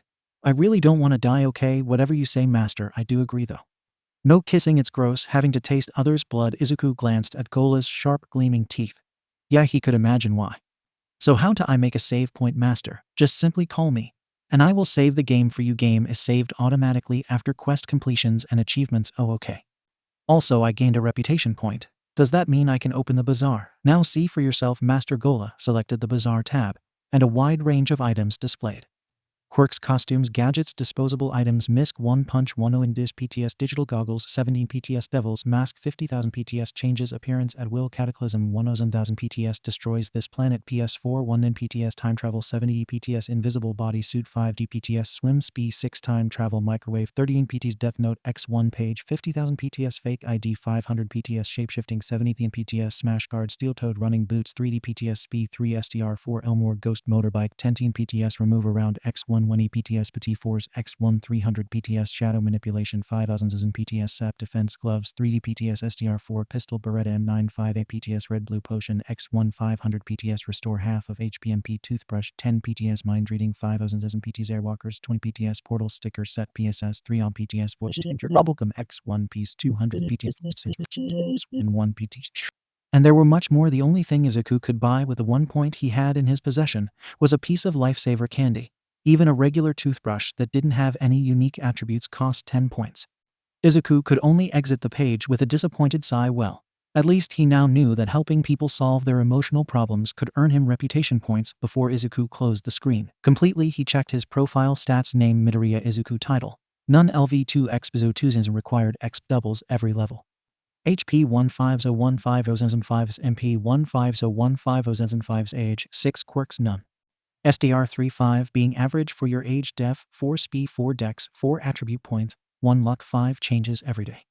Rep points 1, techniques observe LV2 78150 exp observe others, stats MP usage 5 MP per use. More information will reveal as this technique levels up. Izuku noticed that his luck had gone down from 8 to 5. Nothing horrible had happened today, so he guessed 5 meant average. He hoped he would never go under that. Who knew what could happen? He also earned 1 attribute point, which he added to strength without hesitation. On the inventory page, an extra slot appeared, making it 56. Izuku then closed the screen and spent the rest of the films chatting with 𝗧𝗪. Apparently 𝗧𝗪 had a lover who was the 𝗧𝗪 for another digitalization. When Izuku asked if there were other people in this world with digitalization, 𝗧𝗪 replied with only 1 game of life is allowed per world, otherwise it will mess up the equilibrium. Izuku didn't know what that last word mean. But when he was about to ask, the film was over, and it was lunchtime. One of the highlights of If was that they allowed students to experience real-life hero work and use their quirks in public under the supervision of pro heroes. Every week they allowed students to form into groups and walk around the street searching for opportunities to help people with or without the usage of their quirks. They could also buy lunch if they haven't brought any. To become a hero, what do you have to do? 𝗓𝗵𝗧𝗍 cupped a hand around her ear. The class sang in unison. A good deed every day. That's right, you don't have to fight villains to become a hero. There are many types of heroes, and most heroes deal with search and rescue missions. Many more deal with everyday issues. A hero isn't measured by age, experience, or appearance. It's by what you do and how you do it. As usual today, we're going to separate you into groups of 5. Each of you will be led by a clone of 𝗧𝗵𝗲. The door opened, and a tall, slender man walked in. He had a scary appearance, large, soulless, blank eyes behind a pair of glasses, exposed teeth, and arms so thin his skin appeared to be tightly wrapped around his bones with no flesh in between, very much like a skeleton that walked right out of a horror movie. His legs appeared to be prosthetic, making Izuku wonder about what he had been through. When the man's blank eyes glanced at Izuku, he couldn't help but cower into his seat. Don't be afraid of him, 𝗵𝗲 whispered, leaning into Izuku's personal bubble. He's as soft as a puppy. You should have seen that other time we caught him singing in the showers. It was 𝗵𝗲 henshin. 𝗵𝗲 flinched. He backed away from Izuku inch by inch, until his head was back in his personal space. Then he squeaked, yes sensei, perhaps you'd like to accompany me next time? I go to karaoke, I'm sure we'll have a splendid time pouring our souls into songs. And no thank you, sensei. 𝗵𝗲 made himself as small as possible, refusing to meet ectoplasm's eyes. No, I insist. Ectoplasm gave a crooked grin. Even those used to his presence involuntarily shuddered. If possible, 𝗵𝗲 curled even more into himself. Stop messing with the kids. ectoplasm-sensei 𝗓𝗵𝗧𝗍 laughed and hit the bony man lightly on the shoulder. Anyway, kids, today we have invited a new hero to tag along. This got the class into a heated chatter. Izuku imagined All Might walking through the door. He knew it was very unlikely, since they couldn't have a famous hero walking with them on the street that was just begging to be ambushed by fans and calling for the media's attention. So it must be an average hero like the Waterhose couple, or a new hero. Let us welcome Eraserhead-sensei. The door slid open slowly, and a young man around Gentle's age dragged his body through the door. He had shaggy dark hair that fell slightly over his dark eyes, and was dressed in all black clothing. Strange white strips of fabrics wrapped around his neck like a scarf. All the students hitched a breath at his grim appearance. Izuku had never seen a hero looking so gloomy before. One student tried to break the silence. I know. It's called being emo. I read it on the internet, he exclaimed, jumping out of his seat and floating in the air. The hero Eraserhead responded by glaring at the boy. As if an invisible wind was blowing at him, his hair began to float, every single strand sticking up against gravity. His eyes also started glowing red. The boy who was floating previously suddenly lost control of his quirk and dropped onto his seat heavily. The class went dead silent. Even a pin drop could be heard. Eraserhead was the one who broke the silence. My quirk allows me to temporarily erase others' quirk, he drawled. If I see any of you brats using your quirks inappropriately, or using them for something that can be accomplished without the need to flaunt your powers, then I won't hesitate to erase your quirk. Are we cleared? No one made a sound. Everyone simply nodded. The tense atmosphere lasted until everyone was separated to their groups. Some complained about not being with their friends, some didn't care. Izuku was in a group with Manami, a pink girl, and fortunately for him, the remaining 2 of his quest targets. They were a blonde, dazzling kid and a purple-haired boy with bangs so long they covered his eyes completely. When Izuku circled up with his teammates, He received the quest notification quest alert side quest fear of quirk 𝐒𝐻𝐢𝐳𝐷 description 𝐒𝐻𝐢𝐳𝐷 has some traumatizing experiences with his quirk. Help him get over his fears of his quirk time limit. None reward 200 exp 1 reputation point failure. A hero should never allow themselves to fail except decline. Quest alert side quest fear of quirk 𝗧𝗵𝗲 description 𝗧𝗵𝗲 sees his quirk as a dangerous evil power. Help him realize that his power is nothing to be feared of time limit.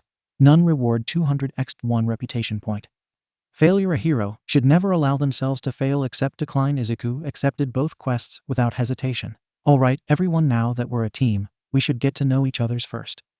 That will make us easier to work together. The pink girl started. Aba tucked a strand of hair behind her ears, so her vision wasn't blocked. Aoyama rested his chin in both hands as he fluttered his long eyelashes. Shinsu wasn't looking at anyone in particular. Not that Izuku could tell. I'll go first. Ashido. Just call me Mina. My quirk is acid. It's really strong and can melt your skin, so be careful not to be too close to me when I use it. Everyone in the group shuddered at her description. Your next new kid. Mina pointed at Izuku, who jumped out of his seat when his name was called. Yais. My name is Midoriya Izuku and I'm quirkless, but I'll do my best to help. As soon as he finished, Aoyama began in a flippant tone. Bonjour. My name is 𝐒𝐻𝐢𝐳𝐷. My quirk is naval laser, and I can shoot laser out of my belly button. Izuku had to hold back his urge to flash out his notebook and jot down all the possibilities of such a quirk. Be traumatic. It was Manami's turn next. Aba Manami and I'm quirkless, but I'll try my best. When it was the turn of the last member of their group, Shinsu merely murmured 𝗧𝗵𝗲 before turning away, not looking at them. What's your quirk? Brainwashing. What does it do? Can you control people? Izuku asked. Pretty much. Izuku understood why he would think of it as an evil power. After all, it was the type of power a villain in a superhero manga would possess. Izuku could imagine the type of comments others had made regarding Shinsu's quirk, and these must have given the other boy a negative view on it. Sure, his power was evil, but it could also be used in many positive ways, like in a situation where someone was about to jump off the roof. Shinsu could easily control them to step down, then talk them out of it when they were no longer on the verge of death. A power like this could minimize so much damage in the usual hero fights and save the heroes so much time and money.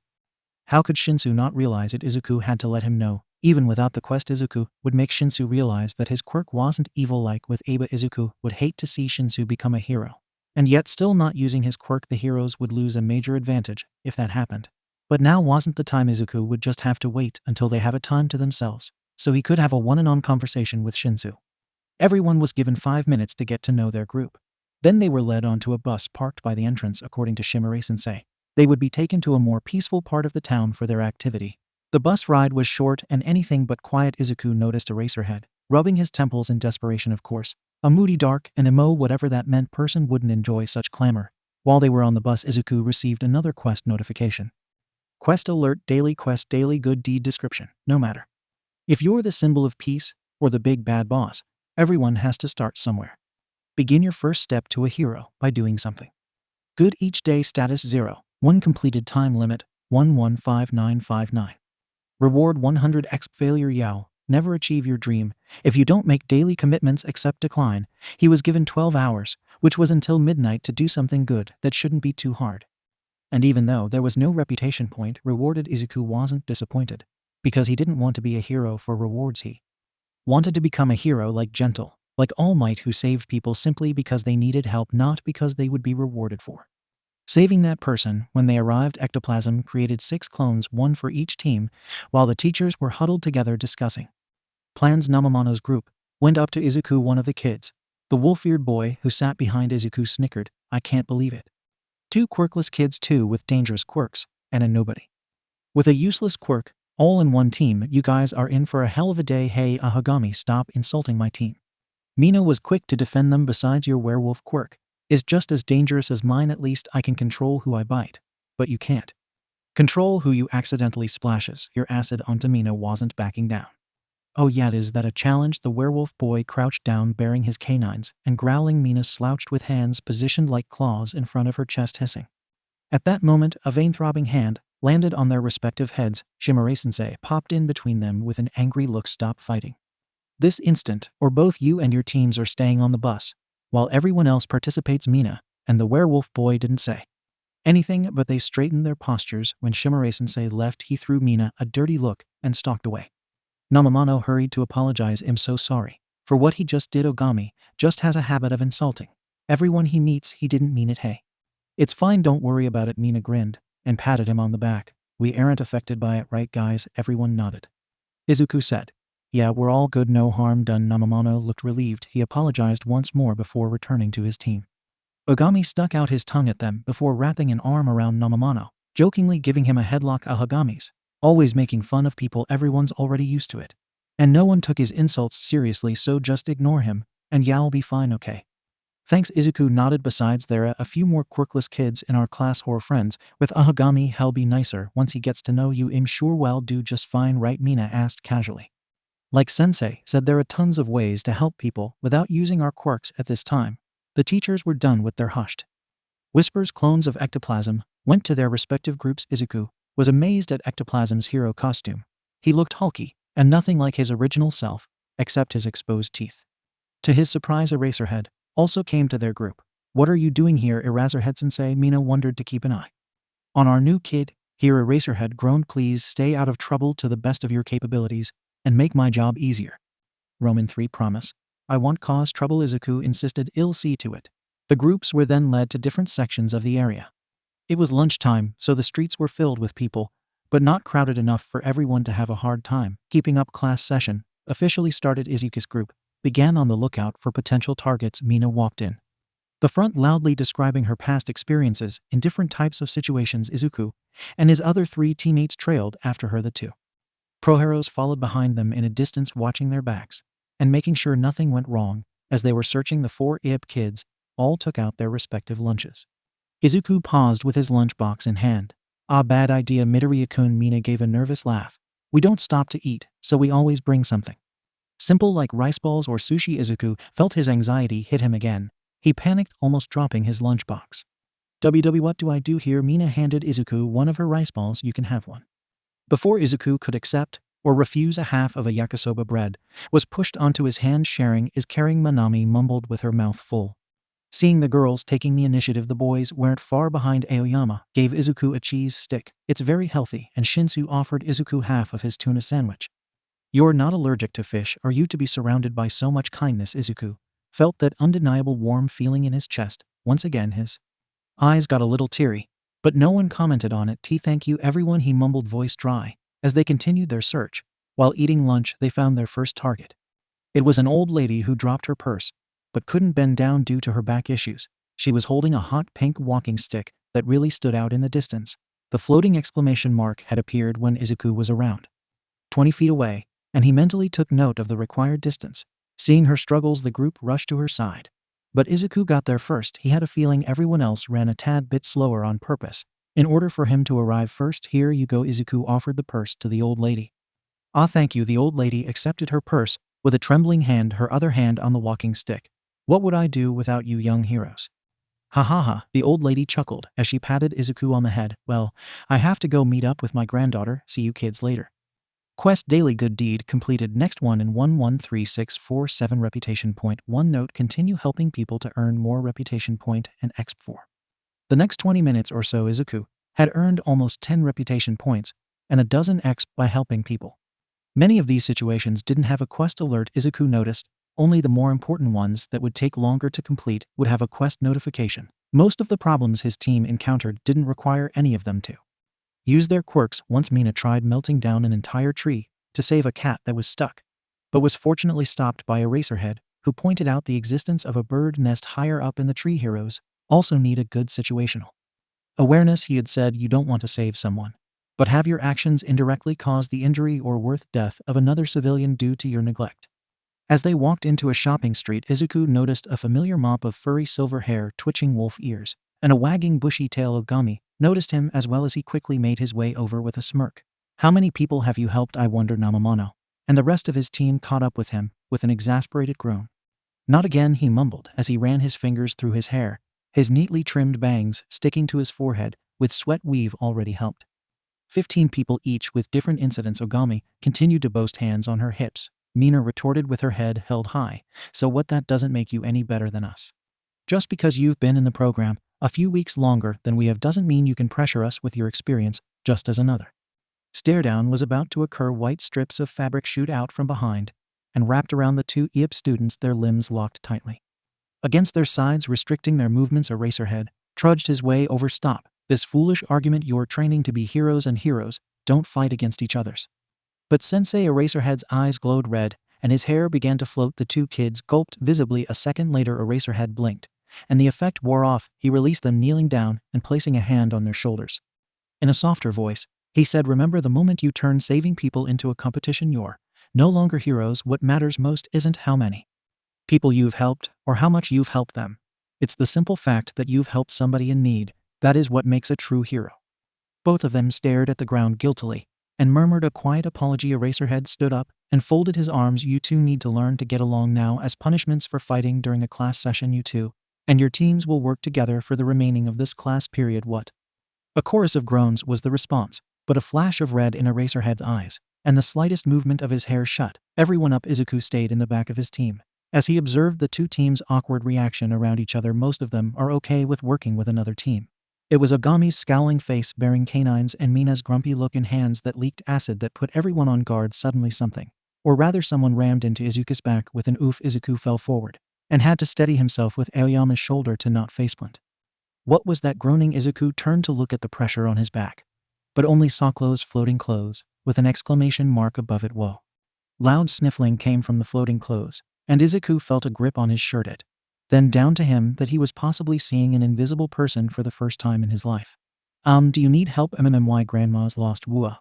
The invisible girl sobbed loudly. This time Izuku didn't even pay attention to the notification. He vaguely remembered accepting it, as he had his whole focus on the wailing girl. The two 𝗵𝗃 groups gathered around her. The more experienced ones, who had probably dealt with this kind of situation, began shooting off questions that would help locate the grandma. But they were all ignored by the girl, who couldn't stop crying. We gotta do something," Mina exclaimed. But what? Agami frowned. He watched as Aoyama handed the girl a cheese stick, which slid out of her slack grip as she continued to cry, shoving the blonde out of the way. Agami crouched down in front of her with his head bowed. "Hey, look," his ears twitched. "Wanna feel my hair? It's pretty soft." That didn't seem to work. "Maybe she's a cat person," Namamano offered. He took a deep breath and closed his eyes. His body began to twist and swirl, morphing into a tiny orange cat. Namaniko yowled and patted his way over to the crying girl and placed a kitty paw against her invisible leg. The girl stopped crying and shrieked. She backed up so fast Izuku almost fell over with her steel grip remaining on his All Might t-shirt. "Cats." And she continued screaming. "Hey Shinsu," Izuku called out to the purple-haired boy, who was currently petting a content Namaniko. "Can't you maybe control her and make her stop crying?" Shinsu nervously rubbed the back of his neck. "My quirk is scary. Instead of helping it'd probably scare her if I take control of her body, so I don't think that's a good idea." So that was what he was afraid of. "Then what else can we do?" Mina grasped her hair in exasperation, her horns knocking back and forth frantically. Izuku looked around. Everyone had a look of uncertainty on their face. The two pro-heroes were leaning against the wall a few meters away, watching them silently. Izuku looked back at the quivering floating clothes next to him, and he made his decision, gently releasing her tight grip on his shirt. Izuku spread his hands in front of him, palms up. Look. The little flowery headband around the invisible girl's head tilted downward an inch, showing she was sparing Izuku a glance. "Nothing's in my hand." He squeezed both fists, and when he opened his left hand, a piece of lifesaver candy was sitting quietly on his clammy palm. The sobbing, paused whispers of Go Midoriya reached his ears as he closed his left hand around the candy and opened his right hand. The same lifesaver candy appeared on his right palm. He then closed both hands. "How many candies do you think I have, Tito?" Izuku grinned. He opened both hands to reveal them empty. "Check your pockets." The invisible girl stuffed both hands into the pockets of her skirt and pulled out a handful of lifesaver candies. "How secret," Izuku teased. And finally the crying ceased as the girl giggled. Aoyama Yuuga almost killed his father when his quirk first manifested. He had been standing on a chair and painting on the walls of his room when he felt a strange surge of heat developing in the pit of his belly. It was hot, uncomfortable, and he wanted to get rid of it. His father chose that moment to enter his room. Yuuga, turning to face his father, pushed the energy out of his belly button. A strong beam of blue laser shot out and hit his father in the stomach, tearing through the flesh and creating a gaping hole that forever haunted the young boy's mind. The force of the beam also threw the boy backwards, slamming his head against the wall and knocking him out. He had woken up in the hospital with multiple stitches on the back of his head, and his beautiful blonde hair, shaved off his exhausted mother, had appeared by his side. The moment he opened his eyes, it took him a while to decipher her frantic rambling and realize that his father had almost died on the surgery table. His father didn't blame him for what he had done, but Yuuga, traumatized by the experience, sworn to never use his power again. He didn't want to hurt anyone, nor hurt himself ever again. His head throbbed in phantom pain. Every time he thought back to the incident, the scar hidden deep among his thick blonde hair forever reminded him of his crime. For half a year, 𝐻𝗧𝗏 managed to refrain from using his quirk. But the heat in his belly was piling up, making him feel bloated and full. He lost his appetite and couldn't keep anything down. His weight dwindled significantly, and his change in appearance was worrying his parents. Even the other kids at kindergarten had noticed his shift in demeanor. 𝐻𝗧𝗏 talked less, ate less, sparkled less, and often spaced out during activities. Some nasty kids began teasing him for never showing his quirk. They called him quirkless loser, nobody, all sorts of names. 𝐻𝗧𝗏 learned to ignore them. But the heat in his belly was getting harder and harder to ignore, and the urge to let it all out was eating him away. 𝐻𝗧𝗏 was a ticking bomb. But no one noticed the signs. Every name thrown at him was a second closer to his impending explosion. And then one day, as to be expected, the countdown reached 0. When 𝐻𝗧𝗏 came to realization, he was lying face down on the ground, his body covered in cuts and scratches from the force that had apparently flung him backward. And he was facing the destruction of all the trees in a straight line directly in front of him. There was also a gnawing hunger in his stomach that he hadn't experienced for the past 6 months. All the kids around him had frozen in shock. Whatever toys they were playing with clattered onto the ground. Only then did the adults snap out of their stupor and began with a repair. But the damage was done. Nobody talked to 𝐻𝗧𝗏 anymore. After the incident, they acted like he wasn't there, like he wasn't a person worthy of their attention, like he was just a pebble on the street that people either stepped over or kicked to the side of the road. 𝐻𝗧𝗏's parents immediately found out the way their boy had been treated, and they quickly pulled him out of the kindergarten. The entire family moved to another city, so 𝐻𝗧𝗏 could start anew in a place where no one knew his past and the terror of his quirk. There hadn't been another incident ever since 𝐻𝗧𝗏 was still feeling the inflating heat in his belly. But it was easier to control now after his experience with it last time. There were still kids at school who believed the fact that he never showed his quirk must have meant he didn't have a quirk. 𝐻𝗧𝗏 had learned to ignore them. He still wasn't eating much, so his mother made sure what he did eat had enough nutrition and calories for his entire day. Things had been peaceful for the next few years. 𝐻𝗧𝗏 turned 6 and joined the youth hero program with the hopes that the teachers and heroes there would teach him how to control his quirk. The kids there were friendly. There were a few actual quirkless kids, but no one seemed to pick on them. Although there was this Agami boy who handed insults as if they were candies to everyone he comes across. 𝐻𝗧𝗏 had no issues getting along with everyone, even though he did get quite frustrated whenever Mina interrupted him when he tried to say something. He had gotten used to it and written that off as her being her usual brash and carefree self. He eventually made a few friends and began to sparkle more, gradually returning to his old self. Time flew past, and soon a new kid enrolled in 𝗵𝗃 Izuku, a green-haired, bright-eyed, quirkless boy. The first thing he did on his very first day was make 𝗵𝗃 smile, a stunt no one had ever been able to pull. 𝐻𝗧𝗏 continued observing in the back of the group. As their lunch activity began, 𝗵𝗃 seemed extremely eager to help others. Every time he brought a smile to another's face, an equally bright smile appeared on his own freckled face. His enthusiasm never lessened and only grew as time passed. Ironically, a quirkless boy was the one person in 𝐻𝗧𝗏's life that truly sparkled. Then they met an invisible girl who later told them her name was 𝗧𝗏𝗄 Toru.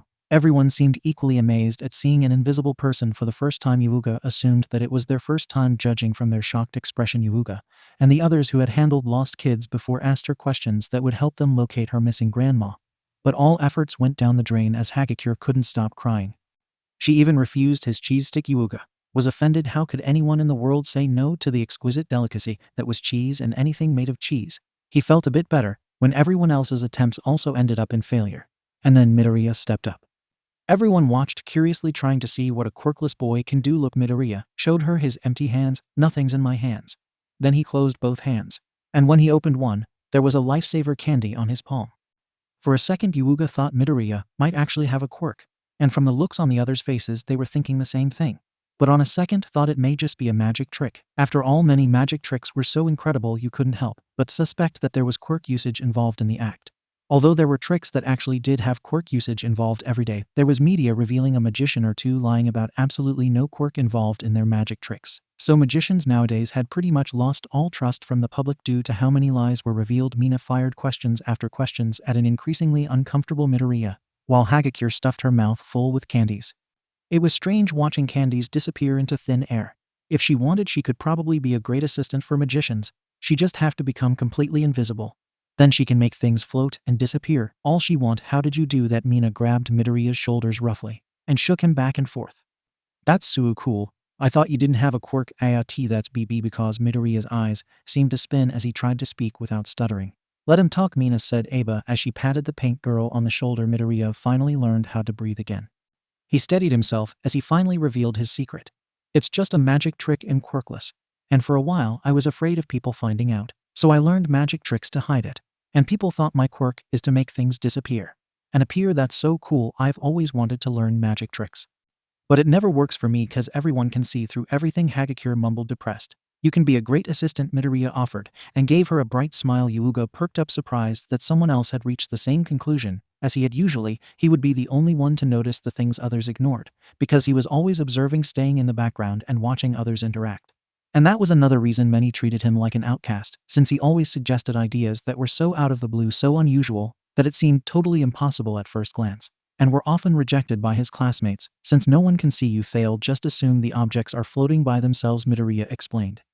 But then it would be cheating. You're not allowed to use quirks in a magic trick.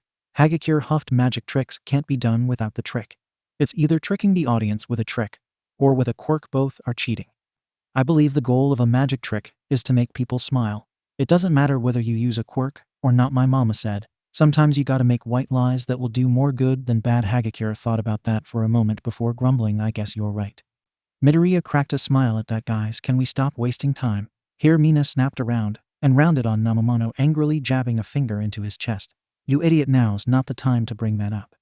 We're having a serious conversation here. Nomimono's shoulders sagged, and he mumbled, so 𝗵's not included in the we before Mina can retort. Ogami pushed her away with a glare. Back off from him, you alien queen. Who are you calling an alien queen? Mina screeched, the one hissing and spitting acid every time she talks to me. Who? Yuuga turned away from the commotion and smashed his forehead against the wall. A shadow loomed over his face, giving him a sullen look. Grimacing, he prayed for their fight to end quickly and quietly. He hated fights and arguments. He was more of a pacifist and would rather take a step back and apologize, even when it wasn't his fault, just so he didn't have to deal with fights any longer. Gee guys. Hey guys. Midoriya tried to get their attention. Both heads turned towards him, throwing him a stink eye. Yuuga was glad he wasn't on the receiving end of it. Let's fight later, okay? With his back towards 𝗧𝗪𝗧𝗏, he nudged his lips towards her discreetly. Fine. Mina spat. This isn't over. Ogami glared. Midoriya gave them a pointed look before turning to 𝗧𝗪𝗧𝗏. Sorry, you have to see that. Let's start searching for your grandma. Do you remember where you last saw? And he was pushed over. Move. Ogami walked up to the girl. I have a better idea.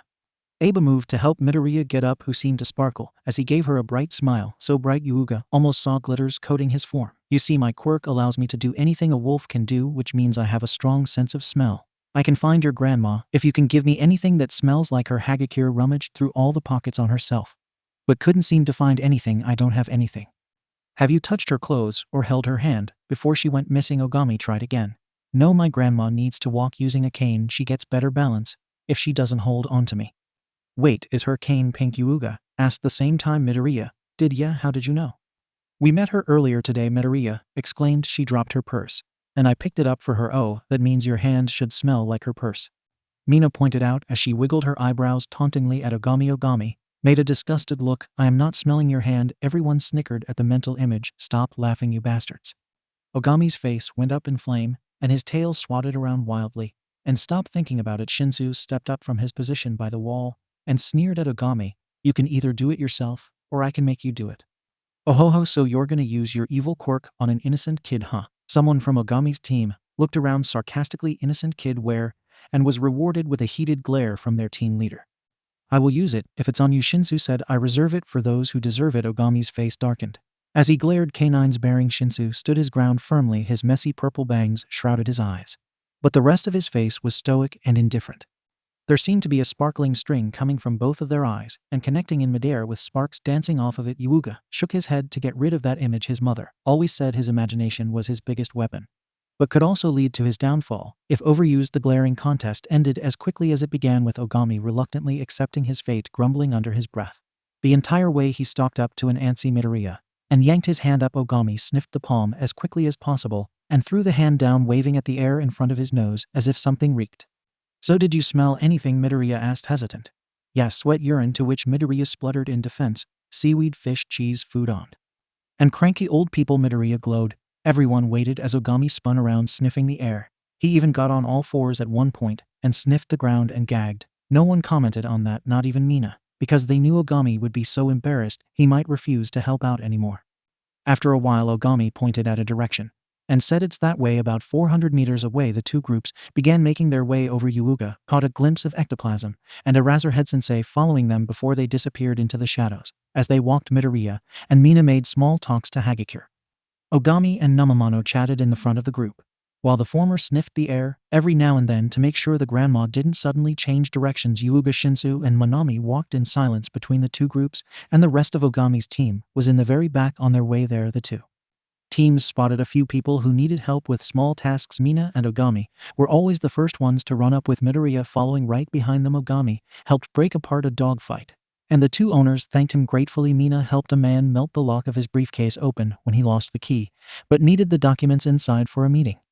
Midoriya comforted a kid who dropped his cheesecake takeout and couldn't stop crying in the end. The parents of the kid appeared with a new box of cheesecake in their hands and thanked Midoriya before leaving. Hyuga had to force himself not to drool over that cheesecake. He had wanted to visit that newly opened cheesecake factory for a long time, but he lived too far and his parents were too busy with work to take him over. He also didn't bring any money either, and it wasn't like he would buy it. If he did now, they had to focus on finding 𝐒𝐩𝐢𝐳𝐴's grandma. Everything else had to wait. Next to the restaurant was a vacant building for rent. Hyuga briefly fantasized his family moving into this building so he could eat cheesecakes whenever he wanted, and only snapped out of it when everyone else paused to stare at him. After that little incident, they walked past a subway station and went under a bridge. According to Ogami, they were less than 50 meters away. Midoriya halted in his steps and pointed at something in the distance, yelling, "I found her."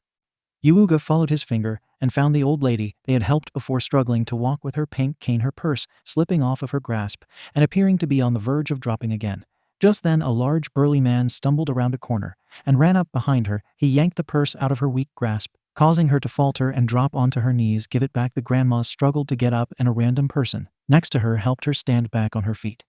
The robber was rushing towards the two teams with a sickening grin on his large face. Ogami and 𝗵𝗲𝗄 froze up. They were both standing a little to the side of Hyuga's vision, leaving him directly in the robber's line of sight. "Move out of the way, you little brats." The man brandished a knife and waved it around threateningly, "or I'll kill y'all." Hyuga couldn't move. He had never felt so afraid in his life. The closer the man was, the bigger his form seemed to be. He was so big and tall Hyuga's height didn't even reach his waist. His eyes locked up with the man's, and a wave of cold terror washed over his body. The ghostly sensation left him trembling and gasping for breath. His fear was a living creature writhing in his chest, clutching at his throat, cutting off his breath. The man was directly in front of him, as he ran like those trees at that time. If he shoot out his laser now, he could hit the man head on. It would be so fast the man wouldn't even be able to dodge. But the phantom pain returned to the back of his head, and Hyuga was reminded of the sensation of his head cracking open and the numbness after the surgery. Memories of the gaping hole in his father's stomach, the blood all over the ground, and his classmates' horrified cold eyes flashed before him. Hyuga just couldn't do it. He didn't want to go through that again. It was bad enough showing his quirk in a classroom setting. He could only imagine what could happen if he hurt someone with it in public where everyone could see it. There would be nowhere to hide from the exposure. Moving away wouldn't erase the pictures that people would take and the rumors that would surely spread. But if he didn't do anything, his friends could get hurt or worse, killed. He was the only one with a long-ranged offensive quirk. So he had to do this. He had to use it. Hyuga tried to concentrate on the heat in his belly, but none gathered. They were scattered and refused to ball up at his belly button. The man was getting closer, and there was nowhere to run. Everyone was frozen in fear.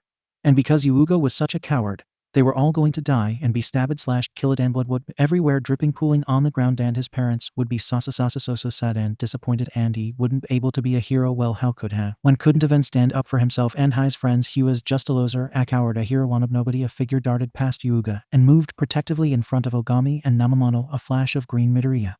A quirkless boy, he was shaking from head to toe, like an autumn leaf, trembling so much the air around him seemed to vibrate. And yet he stood his ground. He faced against a man almost 5 times his size. Despite being so obviously terrified, out of all of them, a quirkless boy was the first to move. He had no power, and he knew he couldn't win, and yet a feeling of self-disgust clawing his throat. Hyuga stared at Midoriya's back, and somehow the small stature of the shorter boy suddenly seemed so much bigger. His shoulders appeared wider, and his form gave Hyuga a sense of protection. And then the man arrived. The imagery form of Midoriya instantly collapsed under the overwhelming size of the robber. Hyuga, Midoriya, and everyone else could only stood with growing horror as the man drew back the blade and got restrained by white bandages.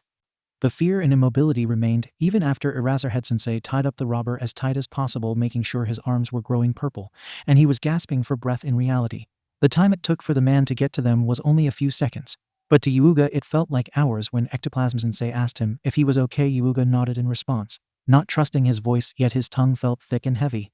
And if he was to speak right now, his words would probably come out all jumbled and incoherent. Their lunch activity ended by the time 𝐎𝐻𝐻𝐿 reunited with her grandma. Ogami insisted that the credit should go to him since he contributed the most. But everyone else, Yuuga included, agreed that Midoriya was the MVP today, since if he hadn't made 𝐎𝐻𝐻𝐿 stop crying, they'd never get any information out of her. On their bus ride back, the other teams loudly shared their stories, while Yuuga and Ogami's team remained silent, except Mina and Ogami, who started bickering again. Obviously everyone was affected by the incident. Yuuga wondered briefly what the others were thinking at the moment. They didn't know the power of his quirk, so they probably didn't know he was in the perfect position to shoot the robber. But still, out of everyone, Midoriya was the one who overcame his fear and stood up. The others were probably also thinking how useless they were for being one-upped by someone without a means to defend himself.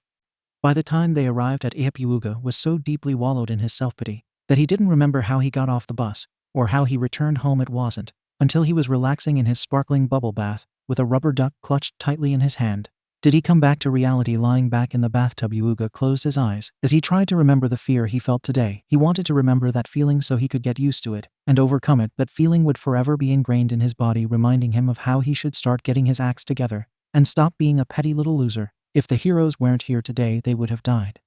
And Yuuga would never forgive himself if he let his friends die when he could do something to prevent it. It was time for Aoyama Yuuga to stop being a coward and start becoming a hero next time. This happened. Yuuga would use his quirk as he daydreamed about a giant evil villain that looked suspiciously like the robber coming up to torment him and his friends, and his using his quirk to shoot a giant hole in the villain's stomach, and then being held a hero. Yuuga slowly fell asleep. Hours later, Yuuga woke up with a sneeze in a tub full of cold soapy water. Great. Now he was sick. Mama was crying when she picked him up at 𝐕𝗏. The moment they got off the bus, everyone visibly flinched as a hoarse cry split the air. Izuku, Mama threw down her bike and stumbled towards him with open arms, enveloping him in a bone-crushing hug. I was told that you were attacked. Are you okay? Are you hurt anywhere? How are you feeling? Do you need to see the doctor? And Mama, Izuku's heart gave a jolt as he took in Mama's face. Her eyes were red from crying, her lips cracked, and snot dripped down her nose and over the curves of her lips. Izuku didn't care how disgusting her face looked when he hugged her back, because his face probably didn't look any better as he wailed and blabbered gibberish. After what seemed like eternity, they finally broke apart. A quick glance around showed the other students interacting with their family in a distance to give them some space. The teachers then came up and reassured Mama that everything was fine and no one was hurt. Shimura and Genji-sensei apologized over and over again for putting them in danger. Eraserhead and ectoplasm stayed back to talk to the police about the incident. Mama looked like she wanted to yell at them, but she held her tongue and instead forgave them and thanked them for protecting him. Mama didn't let him ride his bike home that day because she was worried his legs were still jelly after being so scared by the scary man. She asked him many times what exactly happened. In his words, no matter how many times Izuku reassured her, she was still worried. It was then that Izuku made his decision. The moment they arrived home, Izuku sat Mama down on the couch. As he prepared his words, Mama, I have to tell you something. Mama froze up like how she usually did when expecting bad news. While on the phone, she grabbed his hands with both hands and cradled them gently. Tell me, Mama's listening. And so Izuku told her everything, leaving out his near-death incident and encounter with Gentle, since it would destroy her, and Izuku didn't want her to live with the knowledge that her son had almost committed suicide. While under her watch, she would blame herself forever for failing him and not being there for him. Mama didn't say a word as she listened. When Izuku finished talking, Mama pulled him into a hug, burying her nose in his fluffy hair. She murmured, I'm so proud of you, Izuku. Why, I didn't do anything. Izuku hugged her briefly. When he attacked us, I couldn't do anything. My friends could have died if not for Eraserhead-sensei. If only I wasn't so weak. Izuku, look at me. Mama cupped his cheeks tenderly and stared into his eyes. Her gaze was like an arrow on fire that bored into his very soul. In an extremely soft voice, she said, listen. You're not weak. In fact, you're strong, stronger than anyone I know, and don't let anyone tell you otherwise. Despite not having a quirk, you still stood up to protect your friends. What defines as strong is being able to overcome your fears. And you did just that. A physically strong person is useless if he can't be strong in the face of obstacles. Remember, Izuku, no matter how powerful you are, if you can't use that power during the times of challenging, then you're as good as powerless. But how can I face my fears without power? I need to become stronger fast. Mama chuckled, leaving Izuku more confused. Did he say something funny? Izuku, how old are you? 6. Do you really think this is the type of problem a kid your age should be worrying about? I don't know, Izuku, you're only 6. Mama laughed as she caressed his round cheeks, making Izuku pout. Whenever she did this, he always felt like a baby, and Izuku was not a baby anymore. Normal 6-year-olds don't worry about things like this. Enjoy. Your childhood play games, make friends, have fun, leave the thinking to when you're older. For now, allow the heroes to do their job and protect you. That's what they're there for. But then how am I going to become a hero? If I don't start now, what are you saying? Mama tapped his nose, gently making him go cross-eyed. You're already a hero to me. Izuku felt heat rushing to his face. Besides, Mama smirked. The evil grin looked so wrong on her face. I'm sure 𝗵𝗃𝗃 and 𝐎𝐩𝐢𝐳𝐴 thinks the same way. I didn't expect my Izuku to be so good with girls. Mama Izuku whined. His face was definitely on fire. Now, I don't like them that way. Which way? Mama looked like a scheming fox, the face-sucking way that sent Mama in a round of laughter, while Izuku pouted, fuming silently.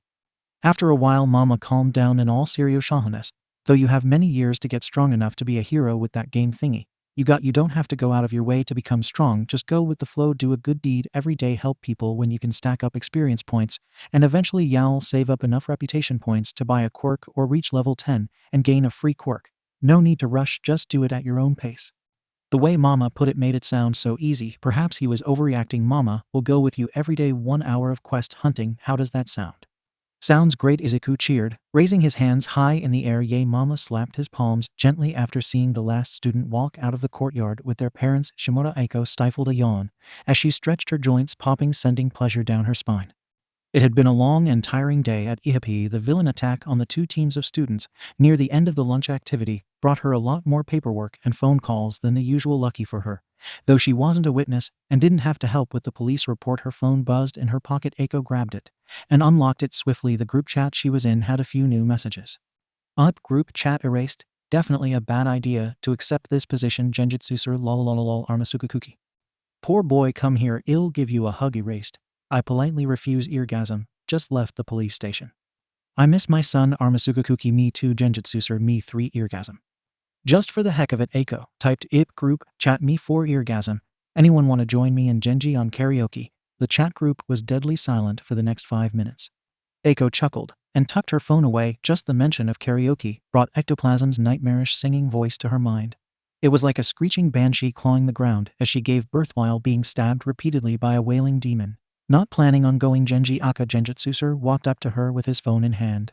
He was carrying his backpack, looking ready to leave.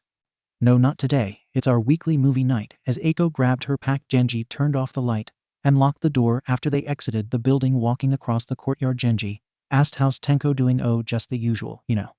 He's more attached to Tenki than me, and that doesn't seem like it'll change anytime soon. Aiko finished with a sigh. Genji patted her on the back reassuringly. Hey, kids are always like that. They prefer one parent over the other. Hell, give you 2 equal treatment once he hits puberty.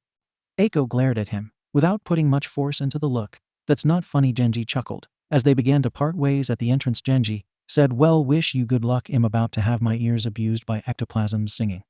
Can't say no to him, huh? Yeah, unfortunately, he wants me to change the room into a live concert stage with imaginary fans cheering him in the audience. Ah man. Poor you, am about to enjoy myself over Ready Player One. Let's hope it's better than the book. Aiko waved at Genji, who sported a distressed look as she headed her way. 𝗧𝗏 hadn't become a hero for long, and he already hated the police station. Or more specifically, the police's way of handling things. Just a simple robbery took them hours of investigation. They droned on and on about every tiny little detail about the incident, whether the attack was coincidental or intentional, why the grandma was targeted, the relationship between the victim and the kids, how the kids reacted, how they took down the robber, why they were there, what time, how long, and then they had to stay in the waiting room as the officers spent 3 hours writing their goddamn report. Even the ever-so-collected ectoplasm began getting impatient as he drummed his fingers on his knees, his humming of some random song starting to irritate the hell out of 𝗧𝗏. No wonder the police couldn't become heroes. Their work efficiency and time management would become their downfall in a villain encounter. When they were finally allowed to leave, 𝗧𝗏 practically ran out of the hellhole. He had never appreciated the sunlight so much. It's just how it is, ectoplasm said as he trailed after 𝗧𝗏. They have to make sure they get every detail right. Reports are important after all. You'll get used to it. That's why you always bring a book with you to the police station, or download some on your phone. 𝗧𝗏 glared at the offending phone waving at his face and decided to turn on his heels and walk away. He wasn't in a good mood right now and had rather return to his apartment and his lovely cats as soon as possible. Ah, cats, just the mere thought of them brought a smile to his face. Do you want to go to karaoke with me and Genji? No. The older hero stopped him with a hand on his shoulder. 𝗧𝗏 clicked his tongue. It's a lot of fun. You look like you can use some music therapy right now. No thank you. I'd rather go home. What's so fun about home karaoke? is more fun. 𝗧𝗵𝗵𝗃 whipped around the word cats on the tip of his tongue before he changed it at the last second. I have an essay to write. Oh yeah. You're in college, right? What's your major? 𝗧𝗵𝗵𝗃 answered as he began to walk teaching. Oh, why do you want to become a teacher? The questions they just want. Stop. 𝗧𝗵𝗵𝗃, barely containing his impatience, tried to speak as nicely as possible. After all, despite how annoying this man was, he was still a senior, and therefore should be respected. 𝗬𝗏𝗧𝗵𝗲. I really need to finish this essay. Can we talk at a later date? Sure, I don't mind. The older man tapped something on his phone and 𝗬𝗏𝗧𝗏𝗏's phone buzzed. I started a new chat with you. Just reply whenever you're free. 𝗬𝗏𝗧𝗏𝗏 turned around and was about to walk away before looking back and saying, by the way, I work as a math teacher at UA. Then he left, leaving 𝗬𝗏𝗧𝗏𝗏 deadly still in the middle of the street. Maybe he should have been nicer to the man. The week after Izuku's first day at EOP was fun like Mama promised. She went with him on his daily quest hunt every day after school. They would walk into town and Izuku would complete his daily good deed quest and help a couple more people before his hour was over. Sometimes, if their schedule allowed, they would stay a bit longer, and whenever that happened, Izuku always walked with a skip in his step, happy to be able to help more people in need. When the next Saturday rolled by, Izuku had reached level 4 with 634 out of 800 XP. With every level he leveled up, the required XP doubled. When he became level 5, he would need 1600 XP to level up, then 3200 XP for level 6, and 400 XP for level 7, an overwhelming 2800 XP for level 8. And so on. Of course, Mama was the one who calculated those numbers. Izuku didn't understand the bigger numbers, but he knew it'd take much longer for him to level up later on, which meant he wouldn't be reaching level 10. And getting his hands on a quirk anytime soon. Reaching level 4 had also gained him 2 more slots in the inventory. He now had his security alarm 18 mini flash bomb that exploded upon impact 28. And that took 6 seconds to explode. 38 hero analysis notebooks, 48 4-leaf clover 58, and his bicycle 68, which his mama had allowed him to store inside, because it would conserve its condition so the bike wouldn't rust or be bothered by the weather conditions. And not to mention it never get stolen. His mama told him to only store it and take it out when he made sure no one was around. He left 2 slots empty in case of emergencies, like for that lifesaver trick. After helping an average of 8 to 9 people every day with simple tasks, Izuku had saved up 67 reputation points. He hadn't encountered a situation where he needed to purchase anything, so he refrained from spending a single point. It wasn't like he needed canned drinks, 50 𝗵𝗃𝗧𝗏 or a toothbrush, 10 𝗵𝗃𝗧𝗏 or more lifesaver candies. His observe was now at level 5, and he could now see people's name and level as well as their age and personality. When he observed them, he practically observed every single person on the street within his proximity. Whenever he stepped out of the house to quickly level up, seeing how observe was the easiest technique to level up, it turned out that when a technique reached level 5, it would gain an upgrade, unlocking more power and lasting longer. Izuku had also learned a few more techniques. Name Midoriya Izuku. Title: None. LV4 Exp 6348 required Exp doubles every level. HP 3/4 3/4 2s MP 3/4 3/4 2s age 6 quirks. None. STR 4/5 being average for your age. Def 4 Sp 5. Dex 5 attribute points 0 luck 5 changes everyday rep points 67 techniques. Observe LV5 42340 Exp observe others. Stats: name, level, age, and personality. MP usage 5 MP per use. Search LV370225 Exp search for your target in the crowd faster. MP usage. Not technique is passive sprint. LV268150 Exp provide a 25 boost of speed when running. MP usage 20 MP per use. Last 5 seconds jump. LV223150 Exp provide a 25 boost of strength in your legs when jumping. MP usage 20 MP per use. He gained search during the 𝐒𝐻𝐿 quest. Sprint and jump were gained while running around during recess. Kaken had looked at him all strangely when the useless Deku started prancing around like a dog seeking attention, as he put it. Izuku had bounced around all recess trying to discover more techniques, but in the end jump and sprint were all he got. When he leveled up to level 4 after completing the 𝗎𝐿 quest, Izuku received 2 attribute points, which he added to speed and dexterity. After careful consideration, he had thought about it for a while. Being quirkless, it'd be stupid to fight his opponent's face on strength and defense. Wouldn't do anything to people like Kaken, who could burn you no matter how strong your defense was, and fighting him with fists was useless when he could just throw an explosion at you to knock you away. That was why Izuku chose speed and dexterity to gain faster reflex and dodge incoming attacks and escape faster. Like Mama said, he was still young. There was no need to carry everything on his shoulders. It was fine to share the burden with heroes and run away until heroes come to save him. Childhood was supposed to be enjoyed, not filled with training and fights. There was no reason for him to quickly become stronger. He had lots of time. It was fine to take it slow. The rest of the week flew past, and before Izuku noticed, Saturday had arrived, and he was riding alongside Mama as they made their way towards Ip, watching the scenery. As they flashed past him, Izuku wondered what Gentle was doing right now. Clash! A plate shot past his ear, grazing his cheek and shattering against the wall behind him. Tobita flinched, squeezing his eyes shut as he felt a line of blood dripping down his cheeks. "You worthless, useless piece of shit!" His mother's shrill cry reached his ears. Tobita kept his eyes closed, refusing to look at his mother's terrifying expression. "I'm sore. Do you know how much we've spent on you, raising you, feeding, clothing, putting a roof over your head? We don't care if you become a hero or not. All we ever wanted was a peaceful life without any troubles. And now look at how you repaid our kindness." A hand slammed against the table. Tobita blinked. His expulsion letter lay on the dining table. It was wrinkled with ripped edges. Obviously someone had been squeezing it very hard. "The fuck you do that for?" his father, who was sitting with his head down at the table, roared at his mother. "The hell are you talking about? You saw me sitting here right next to you?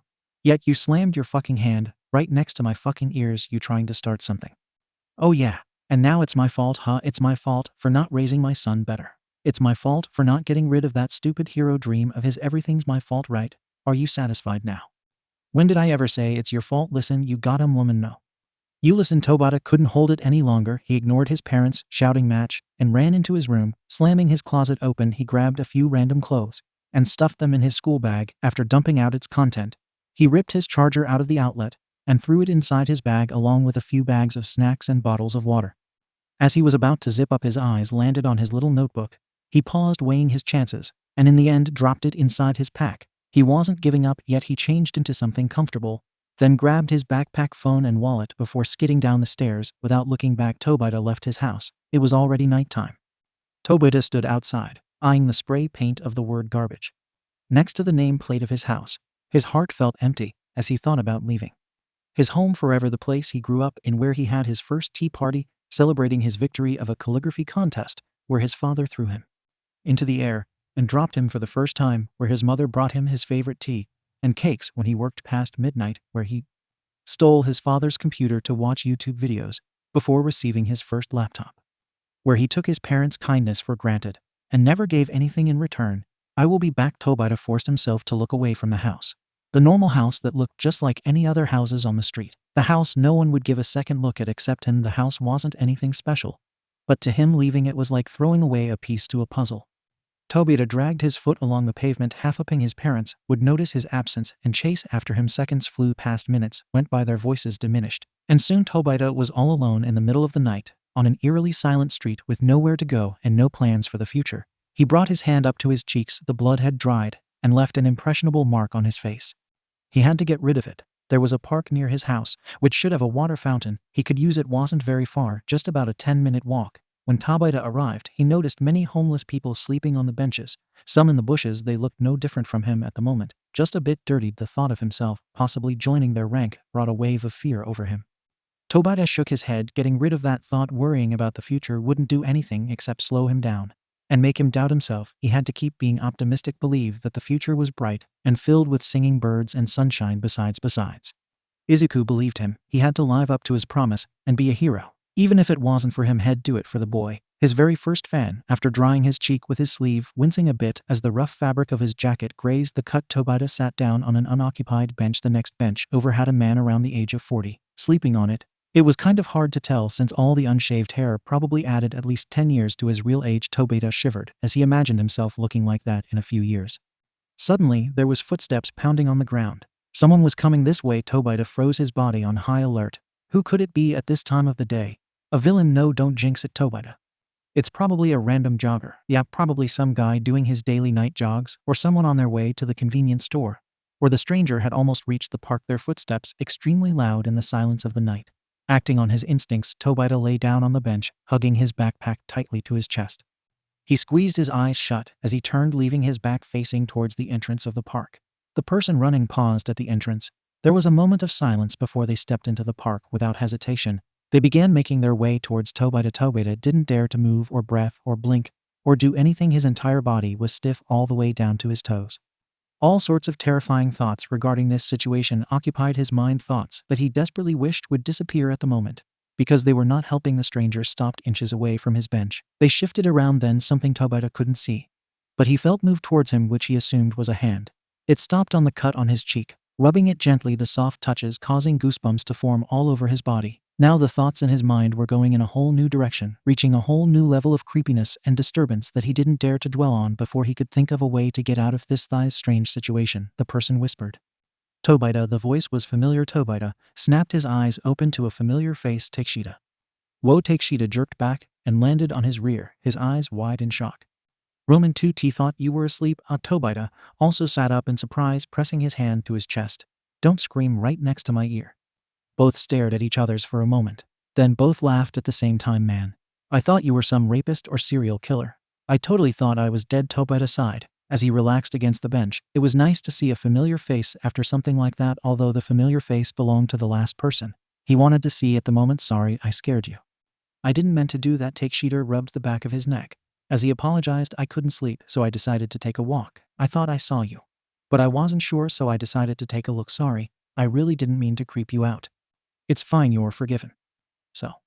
Tobita looked away from the curious gaze of his popular classmate, ashamed of being seen in his disgruntled state, especially by the perfect and popular 𝗧𝗪𝗧𝗧. He feared how the popular boy would react to his being a disgrace to his parents and a failure in life. He feared rejections. You can stay the night at my house if you want. I live alone. What? Tobita spluttered, shaking his head and waving around frantically. No, I can't bother you that way. It's not a bother. Besides, 𝗧𝗪𝗧𝗧 stopped his waving hand and pushed it down. I can't just turn away when a classmate of mine is in need of help. I'm trying to become a hero, and that's not something a hero would do. 𝗧𝗪𝗧𝗧's eyes were bright and honest like the brilliant sun that was too far out of Tobita's reach. It was physically impossible to say no to that look. All right then. Thank you. You're welcome.